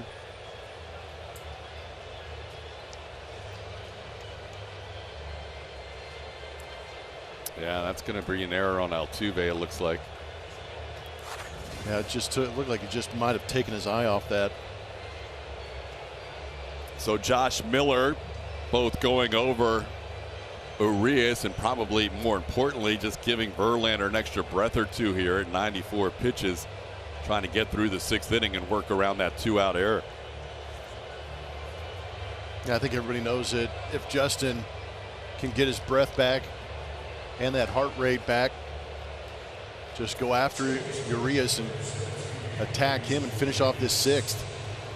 Well, so many times in the career of Justin Verlander, Altuve has picked him up offensively. Now Verlander has to pick Altuve up on the mound. So here's Urias.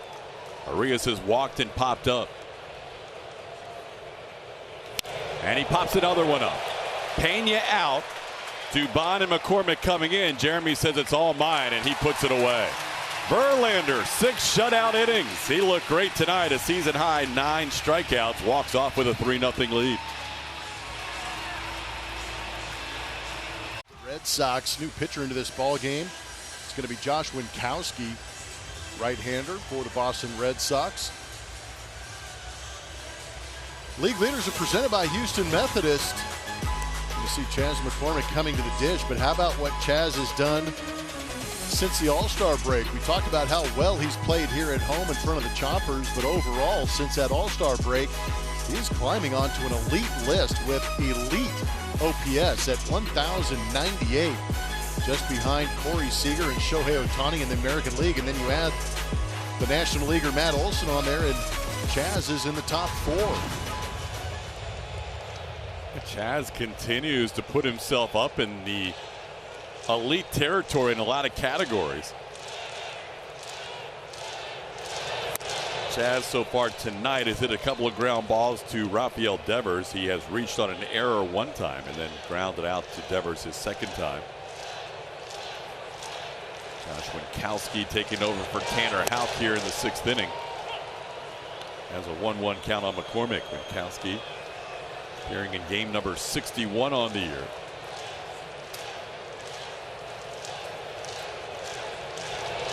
Chaz hits one foul. He's got 4 pitches, fastball.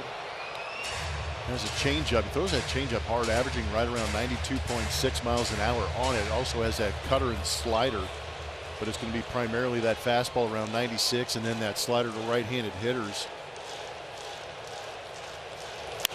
Chaz fouls that one back. Those were career numbers on Winkowski, who was a starter last year.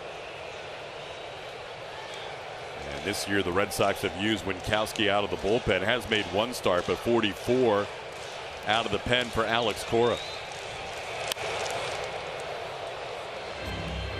Now 3.15 is the ERA on the season, even though he's giving up an average of 280 as far as batting average against. That 280 average goes down to 216 when he gets runners in scoring position. Yeah, he's working around some damage. 1-2 pitch, and Chaz with a foul tip caught by Connor Wong for the strikeout. That's out number 1 here in the 6th.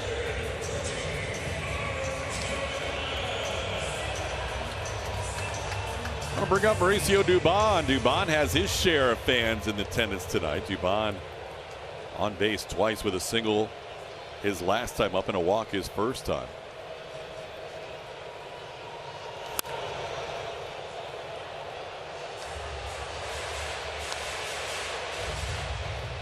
Tonight's a social Tuesday. We've been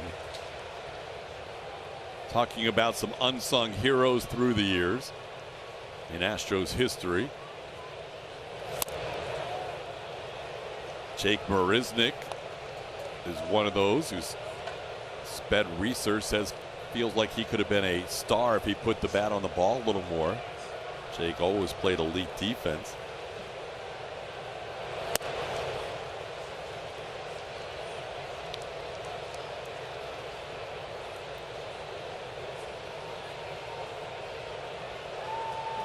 Keto Backs has Richard Hidalgo as an under the radar former Astro. Ooh, I like that one.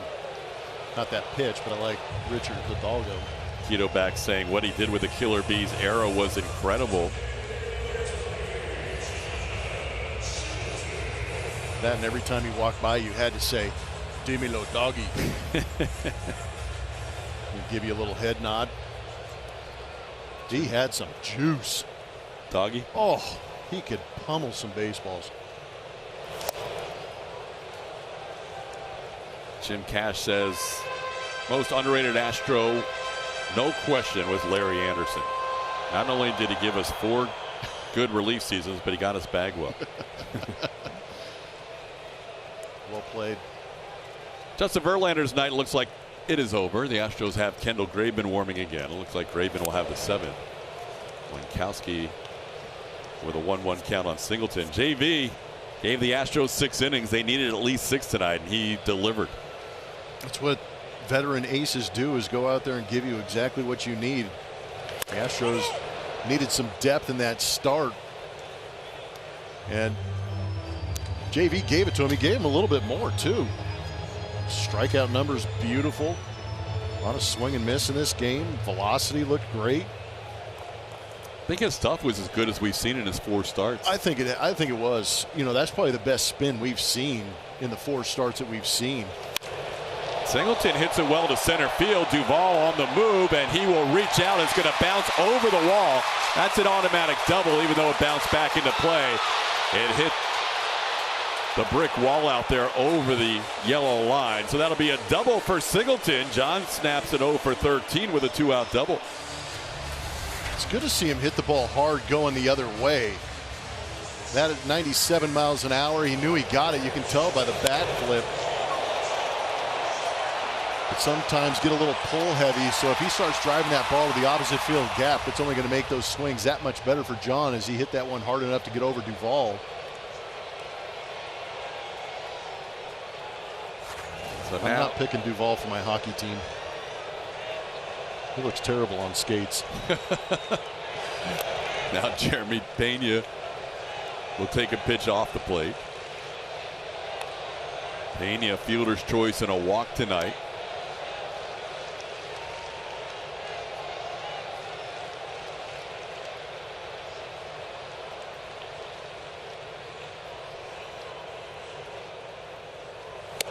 Now one up, 2-0. So the Astros now matching the Red Sox with 5 hits.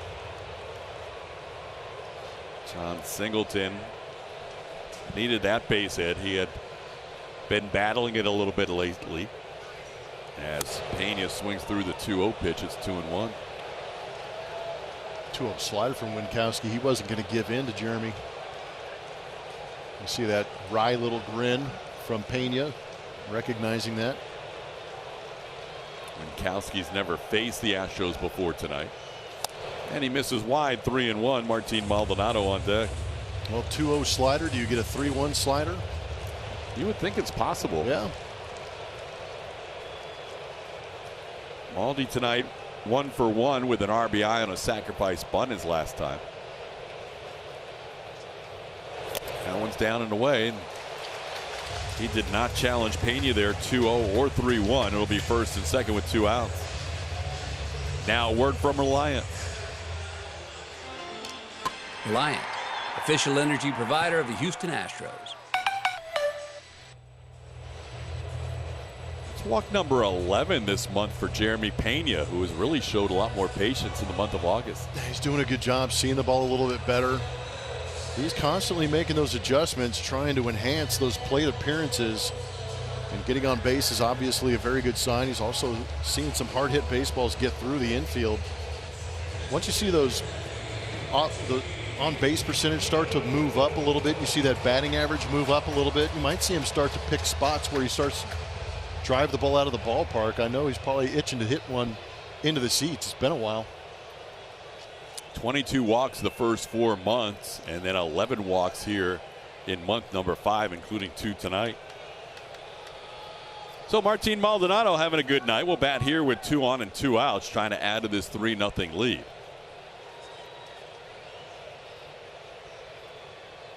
Maldonado got credit for an RBI with a sacrifice bunt in the 4th when Mauricio Dubon came around from second to score. The ball was bunted right up the first base line. Connor Wong went to make the play, and nobody was covering home plate.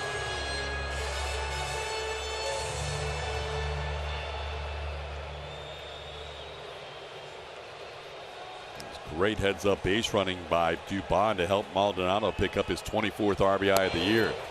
There's a fastball. That might be the first miss tonight that's been, well, maybe a couple of misses, but Hoberg's been pretty good. That one could have been ball 1. That's it. Go to the robo-ump. If Hoberg can't get it right. Yeah. Especially with Maldi. Maldi's your buddy back there. This one towards the hole, cut off by Devers. Thought about going to second, and still he goes to first as Pena was really hustling to get to second. That'll do it for the Astros in the 6th. 1 hit, 2 men left on base. Justin Verlander after 6, leading 3-0.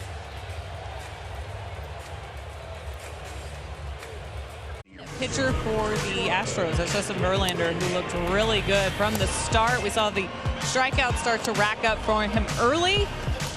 He worked 6 innings, 6 scoreless innings. He would end up with 9 strikeouts. You heard the boys in the booth talking about how he may have looked the best he has in an Astros uniform this season tonight here against the Boston Red Sox. Blummer moving up that list on the strikeouts too. He is 9 strikeouts on the ball game today. He was very efficient too, was in complete attack mode. That fastball velocity right around 95 miles an hour, touching 97, but it was a spin for me that kind of changed the game for him a little bit. Able to locate that curveball when he wanted to. Had a couple of sliders down out of the zone, but a great mix. Did a good job with that fastball. Speaking of, got 13 whiffs on his fastball today, and our Crawford Bach call to the bullpen is going to be Kendall Graveman. Yeah, Verlander got a lot of whiffs on the fastball, got a lot of called strikes on the curveball. Graveman pitched in the game Sunday, which was not an AT&T Sportsnet game, but it was a game that you called, and he was outstanding. He was incredible. He threw an inning in 2/3, and there was just a little bit of a difference. I felt like for me watching Kendall Graveman in his delivery, he was much more efficient going to home plate. Didn't really have that rotation. You know, the front side didn't really open up and go towards the Astros dugout. More or less, that front shoulder was going towards home plate, and he would come right over the top with that fastball, and it made that sinker that much better in the mid-90s, and that pitch got better also. Ugh. Yeah, good luck. If we can get vintage Kendall Graveman pitching the rest of the way. Yeah. Woo. Because this guy, he's filthy. He can be really nasty when he is in and out of the zone. But you can see the direction of his shoulders and his body going towards home plate, but just rips that slider through the zone. Now top of the order, Wilyer Abreu, former Astros minor leaguer, takes a strike. I know Julia caught up recently with Kendall about some of the adjustments he's made. What have you heard? Yeah, the first thing he said, he just was not happy with the amount of walks that he had earlier on in the season. Also, when he arrived here, he was familiar with everybody, yes, but he also knew that now's the time to make that adjustment. He knows he had the help to do it, and he did tell me, some of these adjustments are really just a feel thing. You can't really see it on video, so he got to that point where he was feeling good.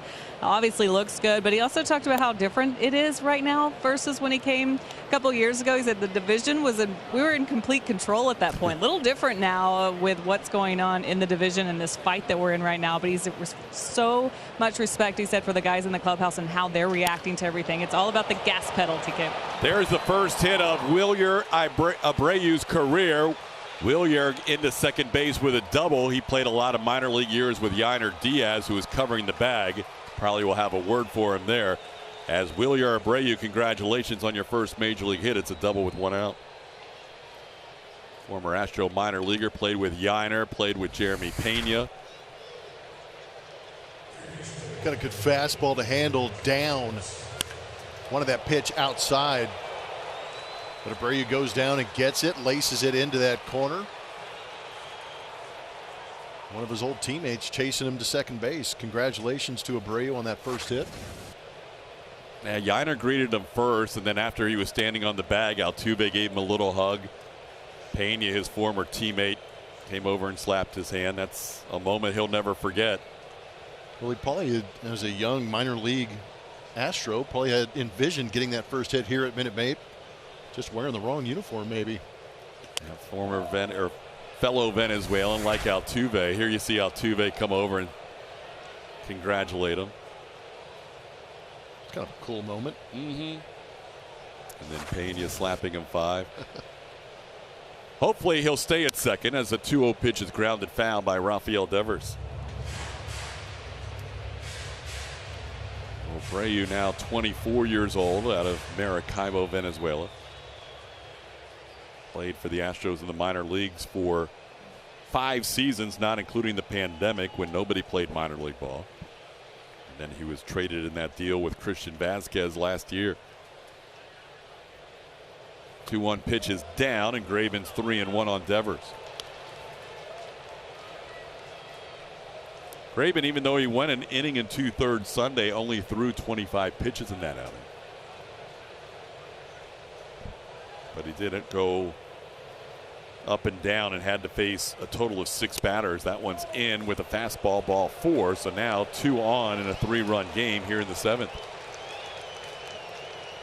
Time now to name that Astro, powered by Reliant. Here are tonight's clues. One-sided trade into the seats, one-stop tour. If you know who that Astro is, one-sided trade into the seats, one-stop tour. Go ahead and send your guesses to @ATT Sportsnet SW. We'll answer the name that Astro, powered by Reliant, later in the broadcast.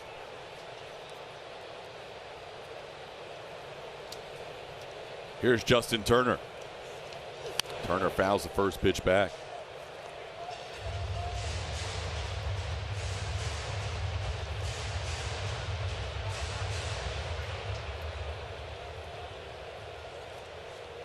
Turner 1 for 3 tonight, a single, a strikeout, and a ground out.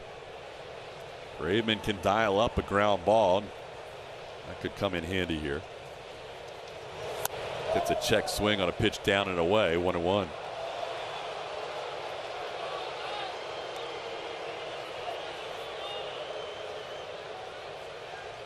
Turner, as we mentioned, not running well. If he hits a ground ball to somebody, it could be an inning-ending twin killing.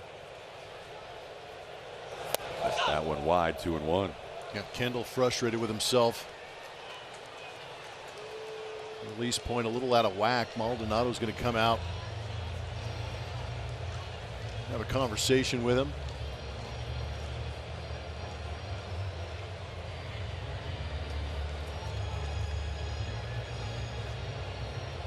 So after getting the first batter Wong on 3 pitches, Wilyer Abreu with a double into right center field for his first major league hit.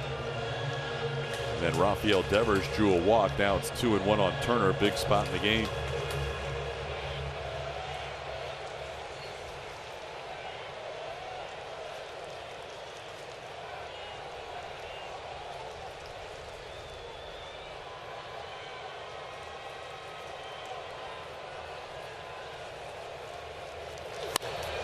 towards the line, just foul. 2-2 the count. It was pretty impressive to even get that close to keeping that ball fair. That ball was running in on his hands. This is that two-seamer running in, but you can see Turner really clearing out space to turn on that 97-mile-an-hour pitch and almost kept it fair.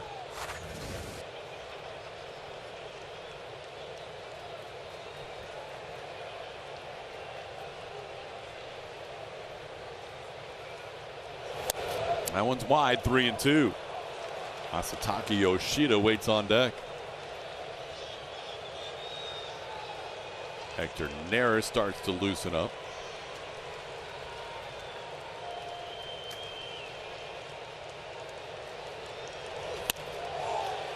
Called third strike. Graben gets the outside edge. Turner thought he had drawn a walk. Big strikeout for Kendall.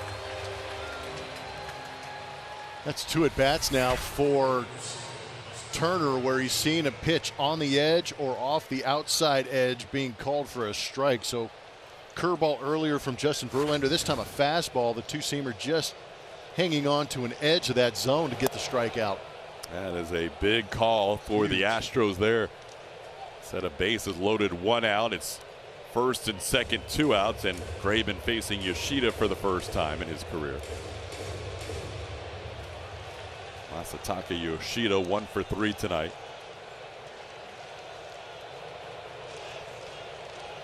Swings through that pitch, 1-1. How about the changeup? That looked good.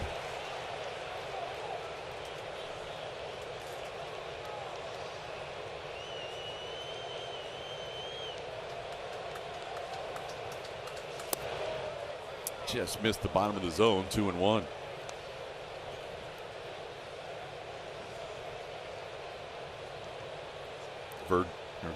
Abreu on second, Devers on first with 2 outs. Into left field, backing up Chas McCormick, and that will do it for the Red Sox in the 7th. 2 runners left stranded, a double and a walk. Kendall Graben gets through the 7th with a 3-0 lead, 7th inning stretch time.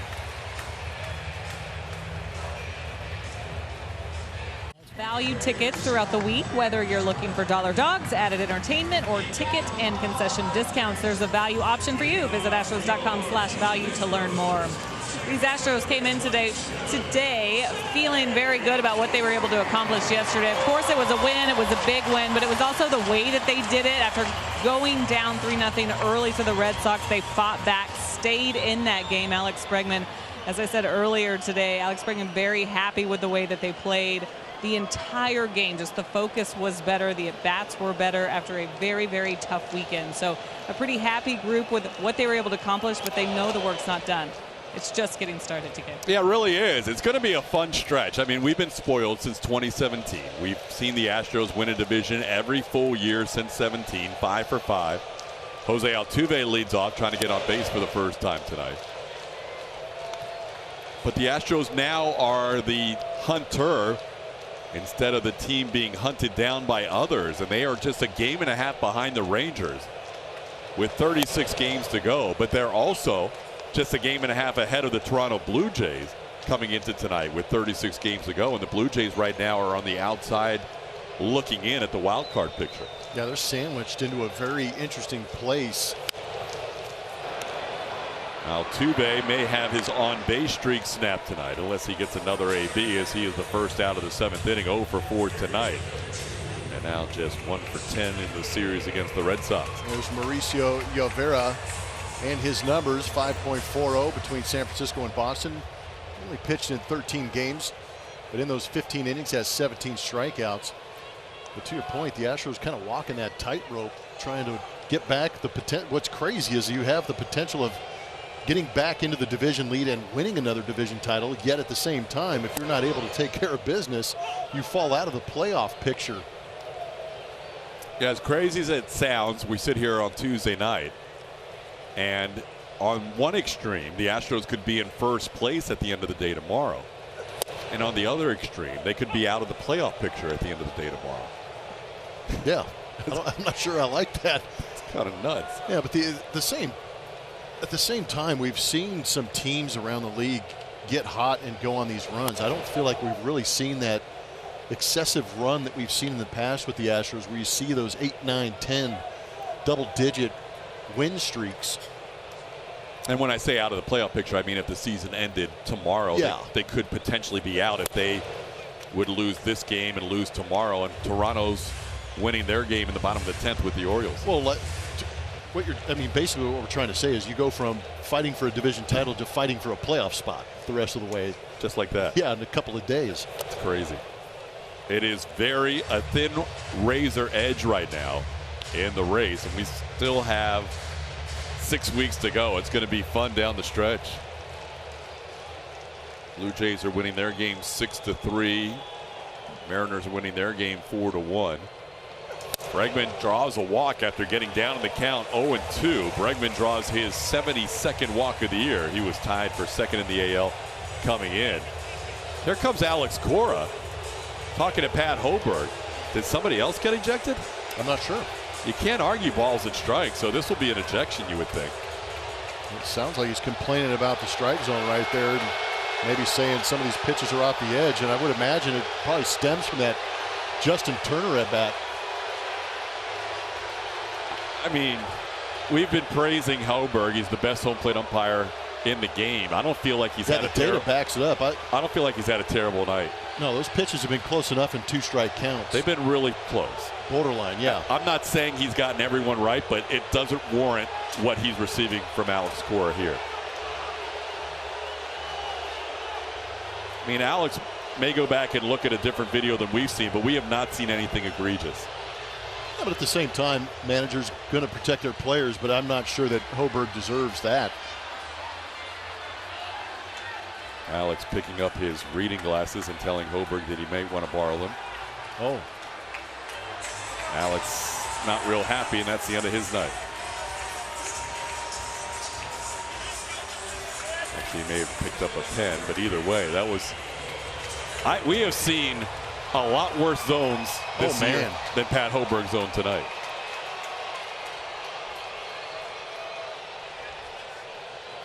Can actually take a peek at it. Yeah, you're good at finding baseball those. savant. Yeah, I want to hear your report. Here's the pitch on the inside corner for a strike to Kyle Tucker, 0-1. If I go silence because I can't think and scroll at do the your same thing. time, you know? Do your thing. I'm a mess. So we've seen Alex Verdugo get ejected earlier tonight, and then Alex Cora follows him here in the 7th inning. Cora was tossed the final game at Yankee Stadium as well. What are you seeing? So far, everything I've seen, and I'm looking at what the Houston pitchers have thrown. That must be where the beef is, right? And it looks like they have been at least piece of the baseball. Now I'm saying maybe down to a seam touching the zone. Okay. There's been some close calls. That one on Turner was a huge Well, he call. had 2 at bats too. Yep. The one on Turner was a difference between bases loaded 1 out and first and second 2 outs. It was a very close pitch, a tough one to take with 2 strikes. 2-1 pitch is in. It's 3-1.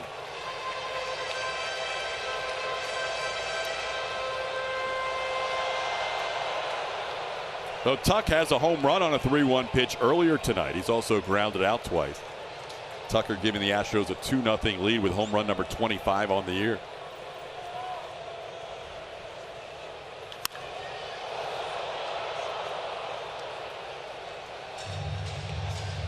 So let's go back to that Turner at bat, because this may be the reason why Cora was so upset. And this is a pretty close pitch, and it may have been wide, but that cut across the plate, that's a tough. I mean, you're talking. Well, it's in the 2-strike count too. Yep. And it's right. And that's what I'm talking about on the StatCast. You can see part of that baseball you could claim actually hit part of the zone. Tucker bounces back to the mound. The throw is wide, and that's going to let everybody be safe. That should have been or could have been a double play. Instead, Yavera threw it wide, and everybody reaches. The struggles for Boston defensively continue. Yeah, you should have at least 1 out on this. It looked like Yavera kind of wasn't exactly 100% sure what to do when that ball was hit to him.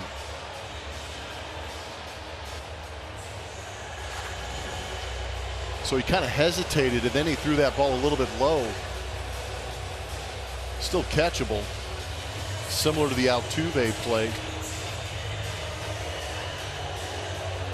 So the Javera error keeping this inning alive for now. They should have, as Blummer said, at least had one, but they don't get any. They probably could have had two, but that's a wide throw, but catchable. Yeah, it was catchable. They charged the error to Javera. Now first and second with one out for Yainer Diaz.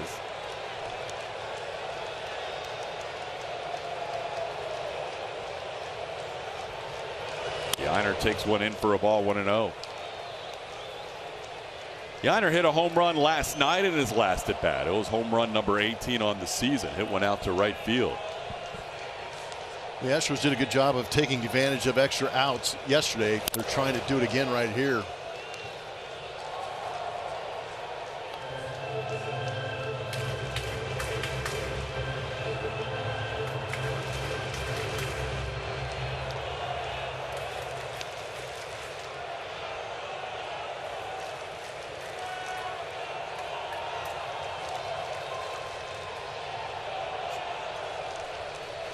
One and one to count. The other way, base hit. Around third comes Bregman. He'll be waved home. Here comes the throw by Abreu. It's up, and it's going to get above the catcher Wong and all the way to the backstop. That'll add 90 feet for both Tucker and Diaz. 4-0 Astros. That's taking advantage of the mistake. Good piece of hitting by Yainer Diaz. It's been a little bit of a rough day for him with a couple of rollovers, but right here does a very good job of pulling the hands in early and letting that barrel lag through the zone to be able to shoot it the other way and beat the defense. Bregman testing the young right arm out there in right field of Abreu, and Abreu launches it over the head of the catcher, and 90 feet gain. Now second and third, one out, the infield's in. That was kind of an amusing look at that play because Tucker wasn't going to third until that ball got over Wong's head, but Yainer was already almost on second. Yainer was ready to go. There was going to be trouble for the Astros if that ball was thrown to the catcher without airmailing home plate. There's a strike to Chas McCormick. Chas looking for his first hit. He's 0 for 3. I like it when you see young hitters having a rough 3 at bats, but then they find themselves in a situation to drive in a run, and they have good at bats like Yainer just did. There's a strike. It's 1-2. So Yainer drives in RBI number 45 on the year. Picks up his first hit. That extends his hitting streak to 6 games. Chas tries to drive in a run here. Second and third, one out, down in the count. And a tapper back towards the middle, coming home with it, and it's going to be late. Tucker's going to score. No, he's going to say out. It's not a force play. It's not a force play. Hoberg may have gotten that wrong based on thinking it was a force play. Now he's changing it to save. Wow. That's just a mental mistake by Hoberg, thinking there was a runner at every base. Unbelievable. So he originally called him out on a force play. He's going to get overturned here by Brian O'Nora, the crew chief, because he was not aware. You got it right away. He was not aware that there was not a runner at second base. So yeah, second and third, nobody at first base. That is not a force play, because immediately he raised his right hand, and I was shocked. So he overturned himself when he recognized that was not a force play. Because there's no way that tag got to Kyle Tucker. Tucker knew it. He just looked back and said, yeah, I know I'm safe. Tough play for Urias throwing on the run, but you also got to factor in the speed of Kyle Tucker. That was a great read on a ground ball with the infield in. He's clearly safe. Yeah, that foot clearly gets on the bag. That was just a misunderstanding of the situation by Pat Hoberg. Things are a little amped up this inning. There's an ejection, a lot going on, and just lost track of who was on base or how many guys were on base at that point. Yeah, it's been a little chaotic. So the bench coach, Ramon Vasquez, came out just to make sure he knew what the call was, and they're not going to challenge. So now first and third, still with one out on a fielder's choice, and that'll be an RBI for Chas McCormick. Now a 5-0 game, and Dubon bats with first and third. This is an offense we're a little more accustomed to from the Astros, putting pressure on the opposing team and putting the ball in play.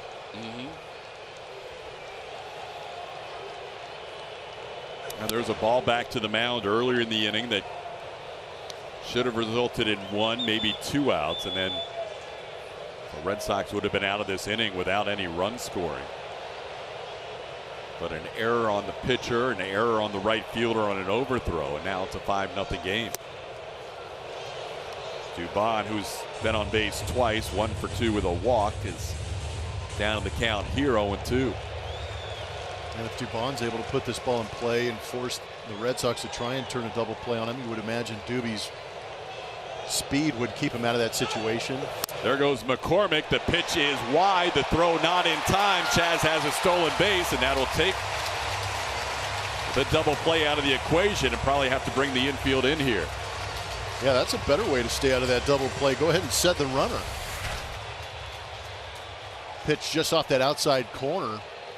But Chas doing a good job of hustling his way into second base. Now the infield in with 1 out and a 1-2 count. And Dubon pops it up.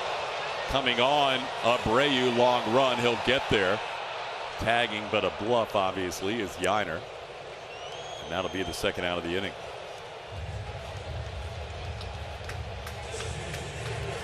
Well, John Singleton will bat. Singleton doubled off the wall of left center his last time up.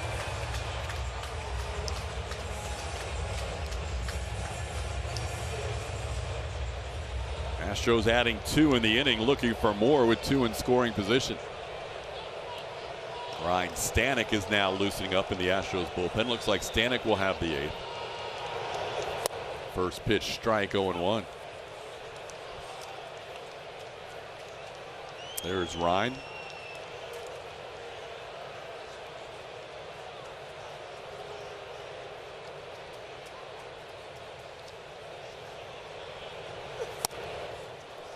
Fastball in. Yavera about to throw his 30th pitch of the inning out of the bullpen.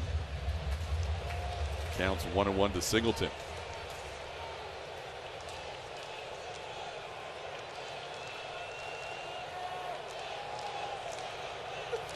There's a fastball for a strike. It's 1-2.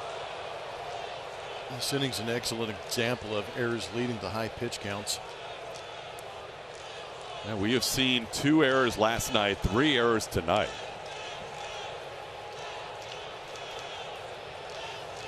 And over 30 pitches in this inning. That one's wide, 2-2. Could have been a 3rd error last night that may eventually be changed to an error. But right now the Red Sox sitting at 90 errors on the season. Tigers had the second most in the AL coming in with 79. That one's in, 3-2.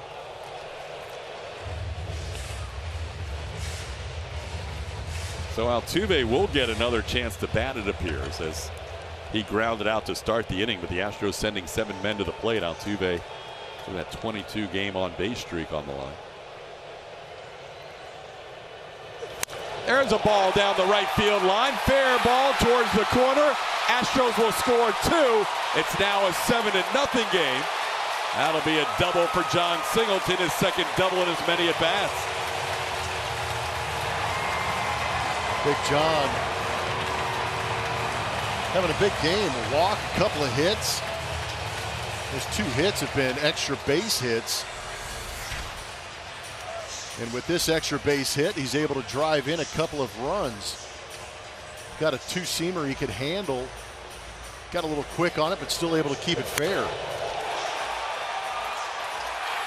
Astros taking advantage of miscues and turning them into runs. Only the second hit of the inning, but 4 runs across the plate. And it's now 7-0. Time for a word from Jack in the Box. My classic sourdough Jack. It's named after your 2 favorite things, sourdough and me. Only at Jack.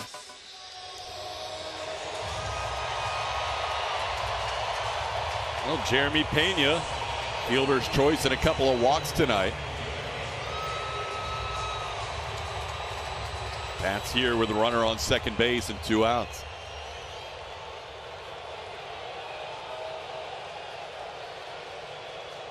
Rivera has thrown as many as 41 pitches in an outing this year.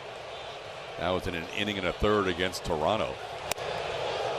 Misses up and in to Pena, 1-0 with a breaking ball.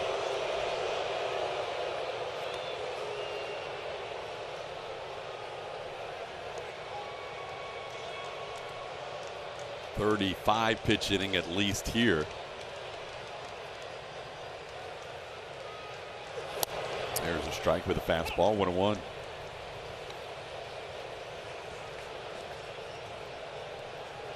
There's the lefty, Brennan Bernardino, warming up.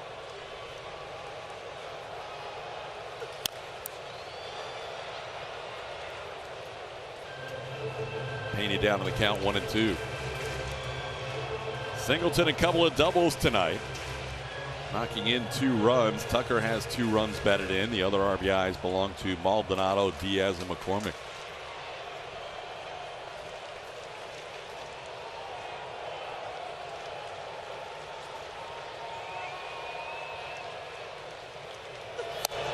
One wide, 2-2. This has been a laborious inning for Rivera. Yeah, once you get towards that 40 pitch plateau, ooh, that's a lot of pitches for any pitcher, starter or reliever, in one inning. That one misses, 3-2. Yeah, I know we talk about it a lot too, but in this pitch clock era too, you don't have much time to give yourself a little bit of rest and try and gather yourself. You just continue to toe the rubber and go. You can see him breathing. Yeah, this might be his final batter either way. And he picks up a strikeout at the bottom of the zone to end the inning. But the Astros put up 4 in the inning. 2 hits, couple of errors helped out. And they now lead this game 7-0.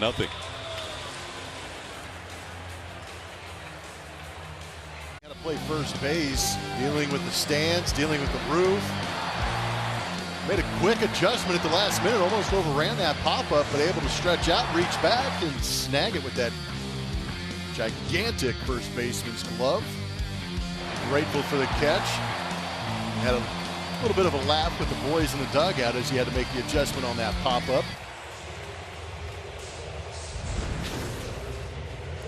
First base can be a little bit of an adventure.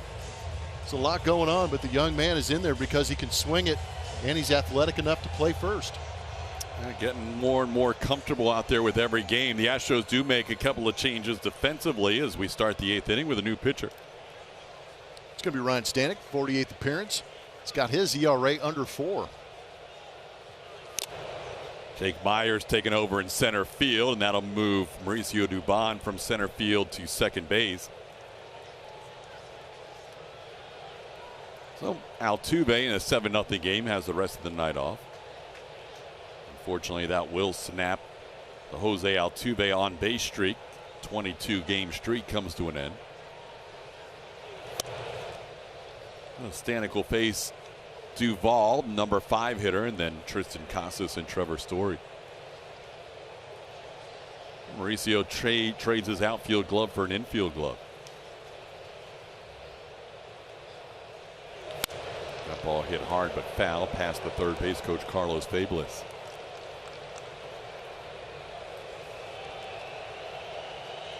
What was the most amount of gloves you would bring to a dugout for one game?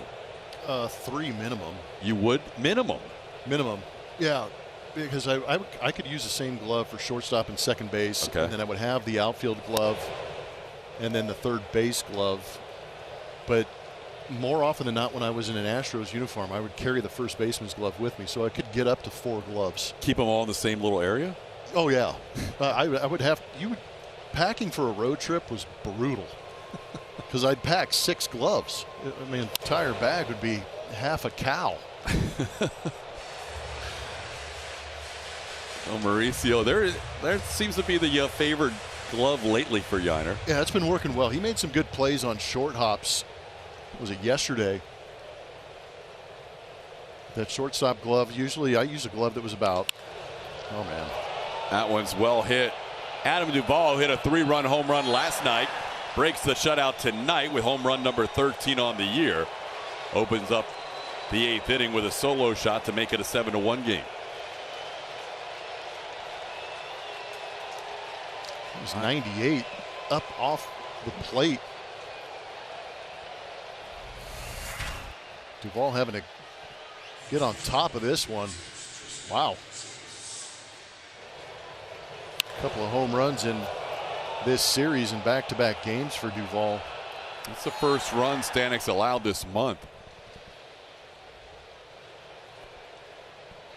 As he'll now face Tristan Casas.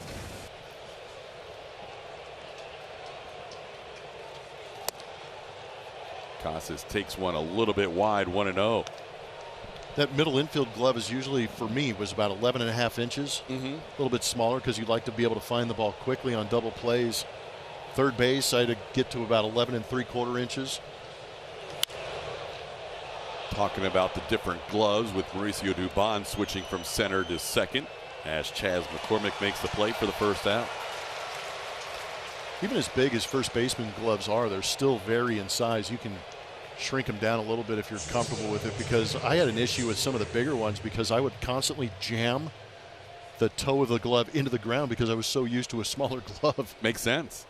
Because in college, right, you never had to worry about first. No. Yeah. I didn't play first. I did the same thing that Yiner did. I didn't play first base until I got to the big leagues. Seriously. But I was able to spend a spring training with Perry Hill, the infield coach for the Seattle Mariners, and I spent countless hours on the backfields. That ball hit pretty well to right. Tucker. Oh, he found it in the lights. Tuck was battling it, and he went down to a knee and made the catch, looking right into the bank of lights. Time to reveal our Name That Astro, powered by Reliant. Here were tonight's clues. One-sided trade into the seats. One-stop tour. Did you get Jeff Bagwell? Mentioned Baggy earlier in the broadcast with that Larry Anderson unsung hero. Traded to Houston from the Red Sox, of course. 449 career home runs, a franchise best in 15 years, all with the Astros. Luis Urias takes a pitch for a strike. It's 0-1.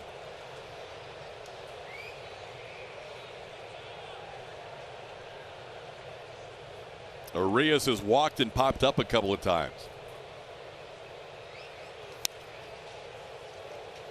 Came off perhaps the week of his career with a grand slam Thursday against the Washington Nationals, and the next pitch he saw 2 days later hit another grand slam against the New York Yankees. Making Major League history. Number 9 spot, hitting grand slams in back-to-back at-bats. Stanek wanted that one. It's a good pitch. And instead, it's 1-2. Just missed the bottom of the zone. Just enough movement on that slider to try and grab the bottom part of it. Didn't get the call.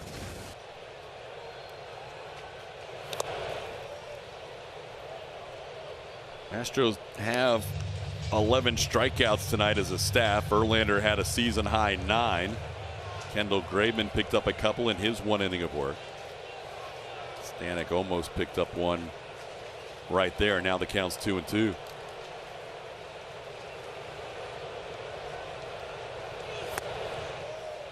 Low with the fastball, 3-1.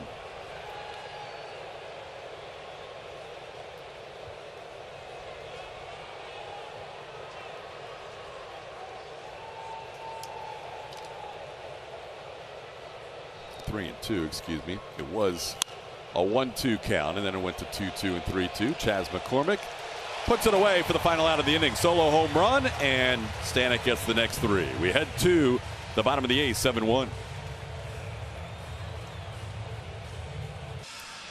Let's take a look at the Febreze Fresh Stats. Both teams have had solid contributions from some rookies this year. The Red Sox getting Masataka Yoshida over from Japan. Tristan Casas has really hit well, especially since the All-Star break. You see their numbers on the year. Yainer Diaz continues to be impressive wherever he plays, catcher, first base, DH. And where would the Astros be without J.P. France this year? A couple of surprises. We know the Astros in the past have had some of those prospects, and they've kind of leapt into that Rookie of the Year conversation, and these guys are doing the same exact thing. Casas, a pretty big prospect with the Boston Red Sox, but for the Astros, having Yainer and JP at the top when everybody thought it was going to be Hunter Brown is a very pleasant surprise. Astros will face a new pitcher, the lefty. Brennan Bernardino will take over.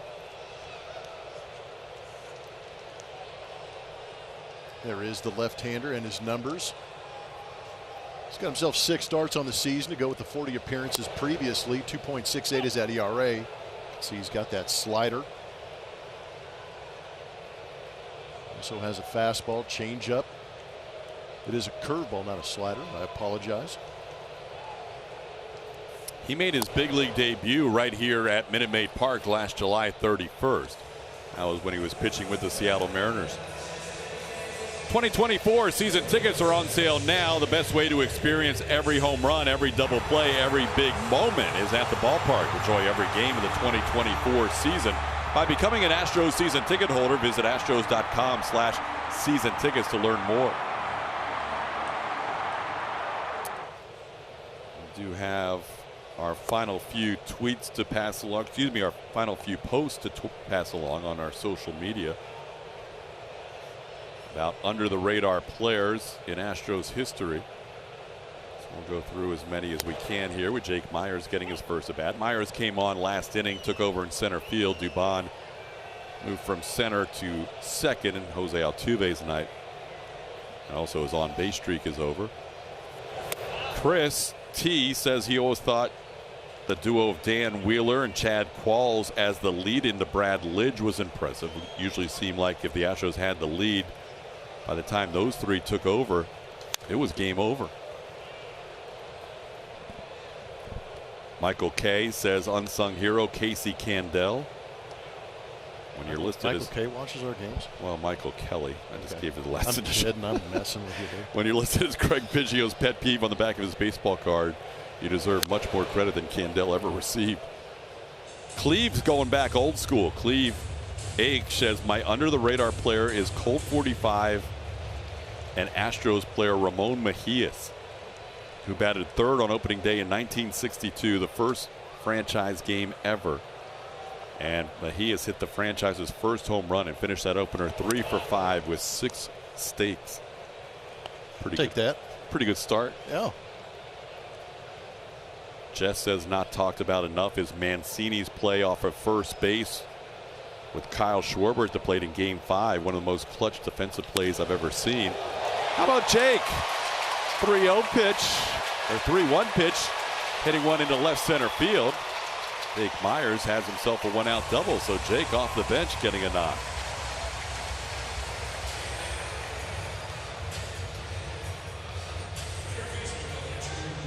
So Plummer, if one of those guys, Yainer Diaz, JP France, we can even throw Hunter Brown into the conversation. If one of those guys ends up in the top 5, then the Astros will have a top 5 rookie in every year but 2018 for the last 9 seasons. This will be 9 out of 10 if they get one this year. Yeah, that's a credit to those years around 2011 and 12. The Astros were losing quite a few games, but they were able to develop some of these draft picks. But at the same time, you think about Colin McHugh being a waiver claim, getting into there in 2014, Yordan coming over in a trade, and Yuli being an international signing. So, and Luis Garcia too. So I mean, it kind of covers almost every way you can pick up a ball player via draft, international signing, waiver claims, trades. Love to see Luis Garcia participate in pregame. He's everywhere now. It's good to see. And he's in the dugout every game. It's got to be great for him. Because sometimes you feel like you're on an island when you have those injuries and you're trying to rehab and come back. I believe he went to go see Jose Urquidy for at least one of his starts at Sugarland too when he was rehabbing. It's a good teammate. That is a really nice job by that teammate. Bregman hits one foul. It's 2-2. So yeah, there's still 6 weeks left, so Hunter Brown could add his name to the list. He could be a top 5 guy, or JP France, or Yainer Diaz. Right now, you've got to think Gunnar Henderson is the favorite in that category for Rookie of the Year. I think Masa Yoshida for the Red Sox deserves a lot of consideration as well. Josh Young not helped out by the injury. He was the favorite before the thumb injury. Bregman, who's been on base twice already, has a full count here.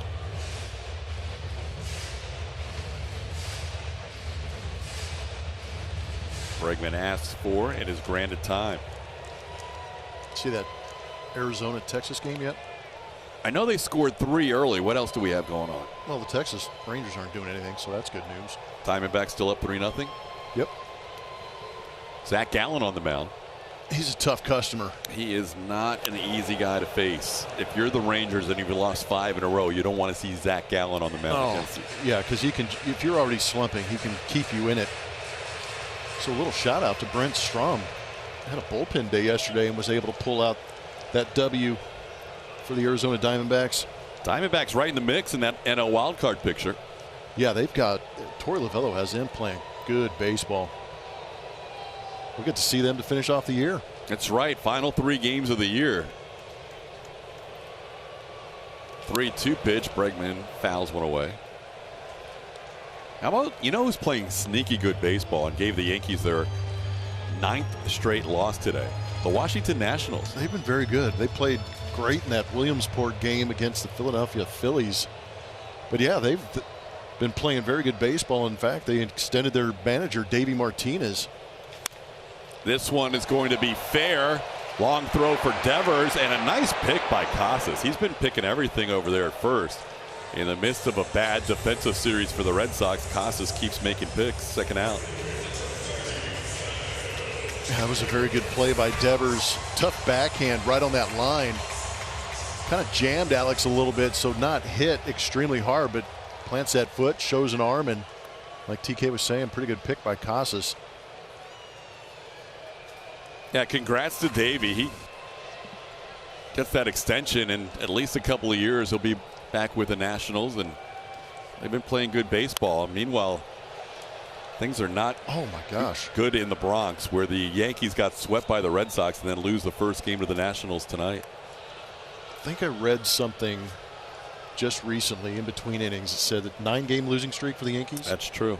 There are some guys on that team that weren't alive the last time the Yankees had a 9-game losing streak. I mean, it's at the point of the season now where they're 60 and 65. Oof. They just called up a couple of their prospects.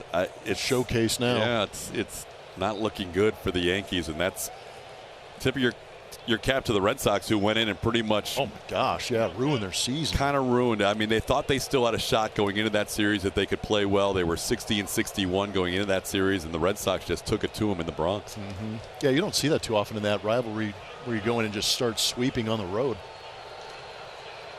The Yankees now with 65 losses. The Angels started the night with 64 losses. They went for it at the trade deadline, and they're on the brink of being out of it. You can see how far back the Yankees are now with that loss tonight.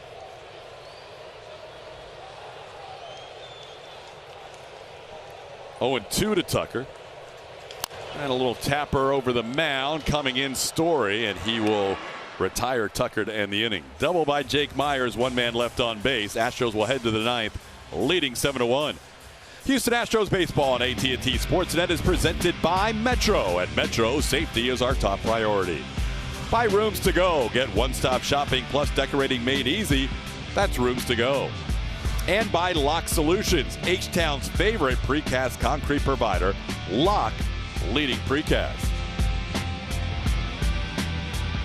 Tonight, Chevy Stropole.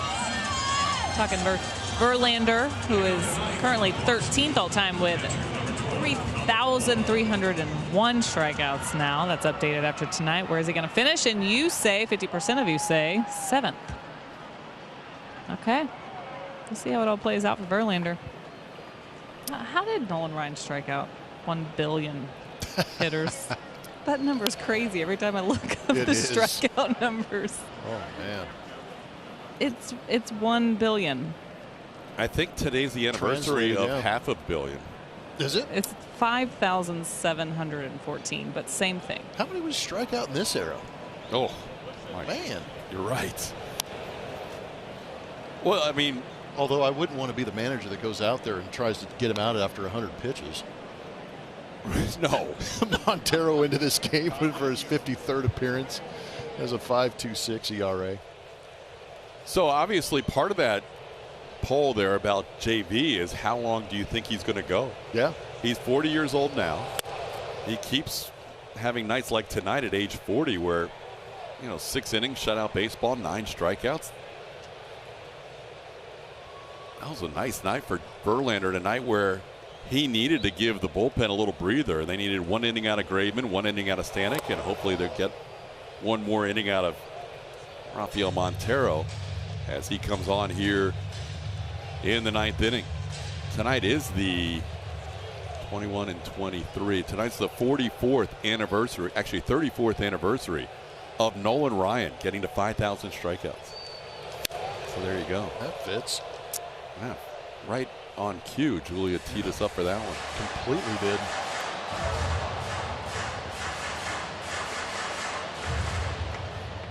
That's a crazy number, 57-14. Yeah, she went Dr. Evil on the strikeout count. 1 billion. 2-2 the count to Connor Wong. Wong getting a start today, 1 for 3.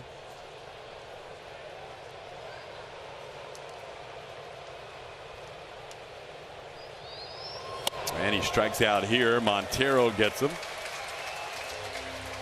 Strikeout number 12 for Astros pitching. The Astros continue their series against the Red Sox. Coverage starts at 6:30 p.m. with Astros pregame presented by Toyota. Only on AT&T Sportsnet. Wheeler Abreu will bat. Wheeler had a nice moment here at Minute Maid Park. Astros minor leaguer. As Blummer said, maybe he had dreams of one day getting his first big league hit here. It happened, but it happened in a Red Sox uniform after he was traded last year in that Christian Vasquez deal. And he has another base hit. He'll be able to visit over there first base with his longtime minor league teammate Yainer Diaz. So Wheeler Abreu came on after Alex Verdugo was ejected.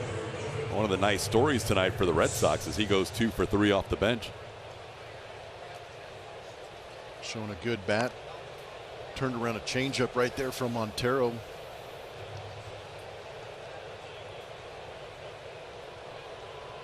Just making his big league debut tonight and going 2 for 3.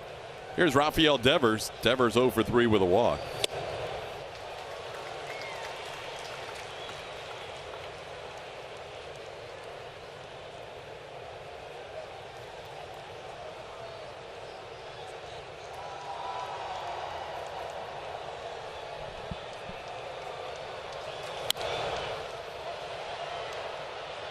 That one's going to be out of play. Maldi still hustling here in the 9th inning in a 7-1 game. Gave it a long look, but it was about 3 or 4 rows deep.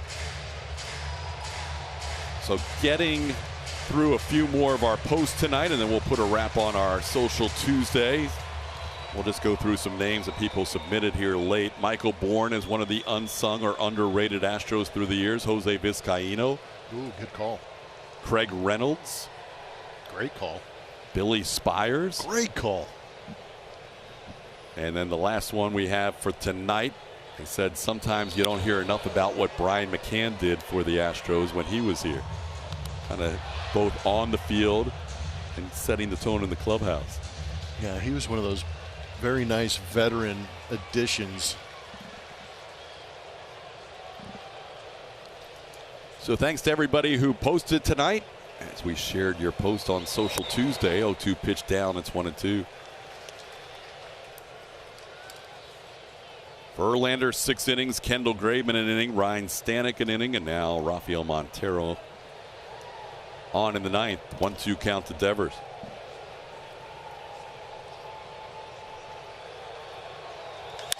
That ball hit pretty well deep to left field. Chas McCormick near the wall. We'll watch this one go off the top of the wall. And it bounced towards Jake Myers. It'll be 2nd and 3rd as Myers brings the ball back into the middle of the diamond. Devers hits the ball just a few feet away from being a 2-run home run. And now the Red Sox have runners on 2nd and 3rd and 1 out. That ball was clubbed pretty good to the opposite field by Rafael Devers.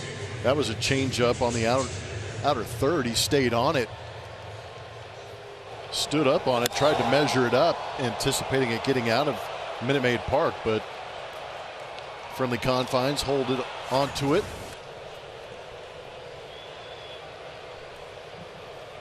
So now Justin Turner will bat.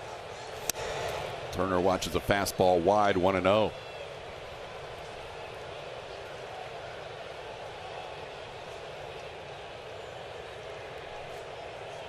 Turner 1 for 4 tonight in his return to the lineup. Foul tip caught by Maldonado, 1-1.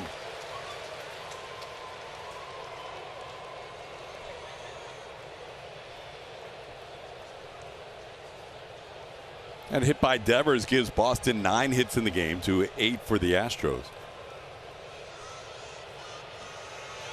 That ball hit well past the diving Mauricio Dubon into center field. 2 runs are going to score. It's now a 7-3 game as Turner drives in 2. RBIs 80 and 81 on the year.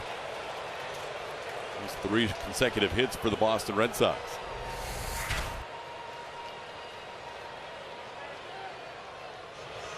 Just up out over the plate. Turner not trying to do too much, just shoots it back up the middle to pick up 2 stakes. Earlier in this game, we saw Ryan Stanek give up his first run in the month of August, and now Rafael Montero, who had been unscored on in 9 of his 10 August appearances, gives up a run here on 3 hits. Now facing Masataka Yoshida. We mentioned the Astros bullpen has been used quite frequently in that Seattle series, and again last night with Javier going 5 innings. So Dusty a little reluctant to get that bullpen back up, but he may not have a choice, and they do make a call down, and Hector Neris begins to grab a baseball. Has not thrown a pitch yet. Yeah, Dusty would have loved to have not had this happen. Montero falling behind Yoshida here 2-0. It's now a 4-run game. Josh Miller out there to have a word with Rafael.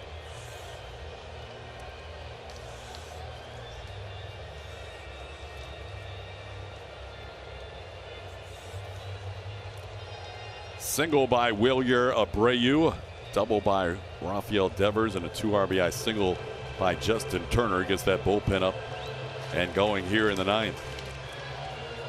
Don't forget, coming up after our game, it will be the post-game show presented by Whataburger. Kevin Eschenfelder and Brian Bogusevic will be your hosts tonight. Julia Morales gets interviews, highlights, analysis, and you'll hear from Dusty Baker, Justin Verlander, and others after the game on the post-game show presented by Whataburger. Yoshida taps one foul. It's 2-1. Yoshida 1 for 4 tonight, has 43 multi-hit games on the season. This rookie from Japan tied for 2nd with the most multi-hit games in the American League. Goes after a pitch up. It's 2-2.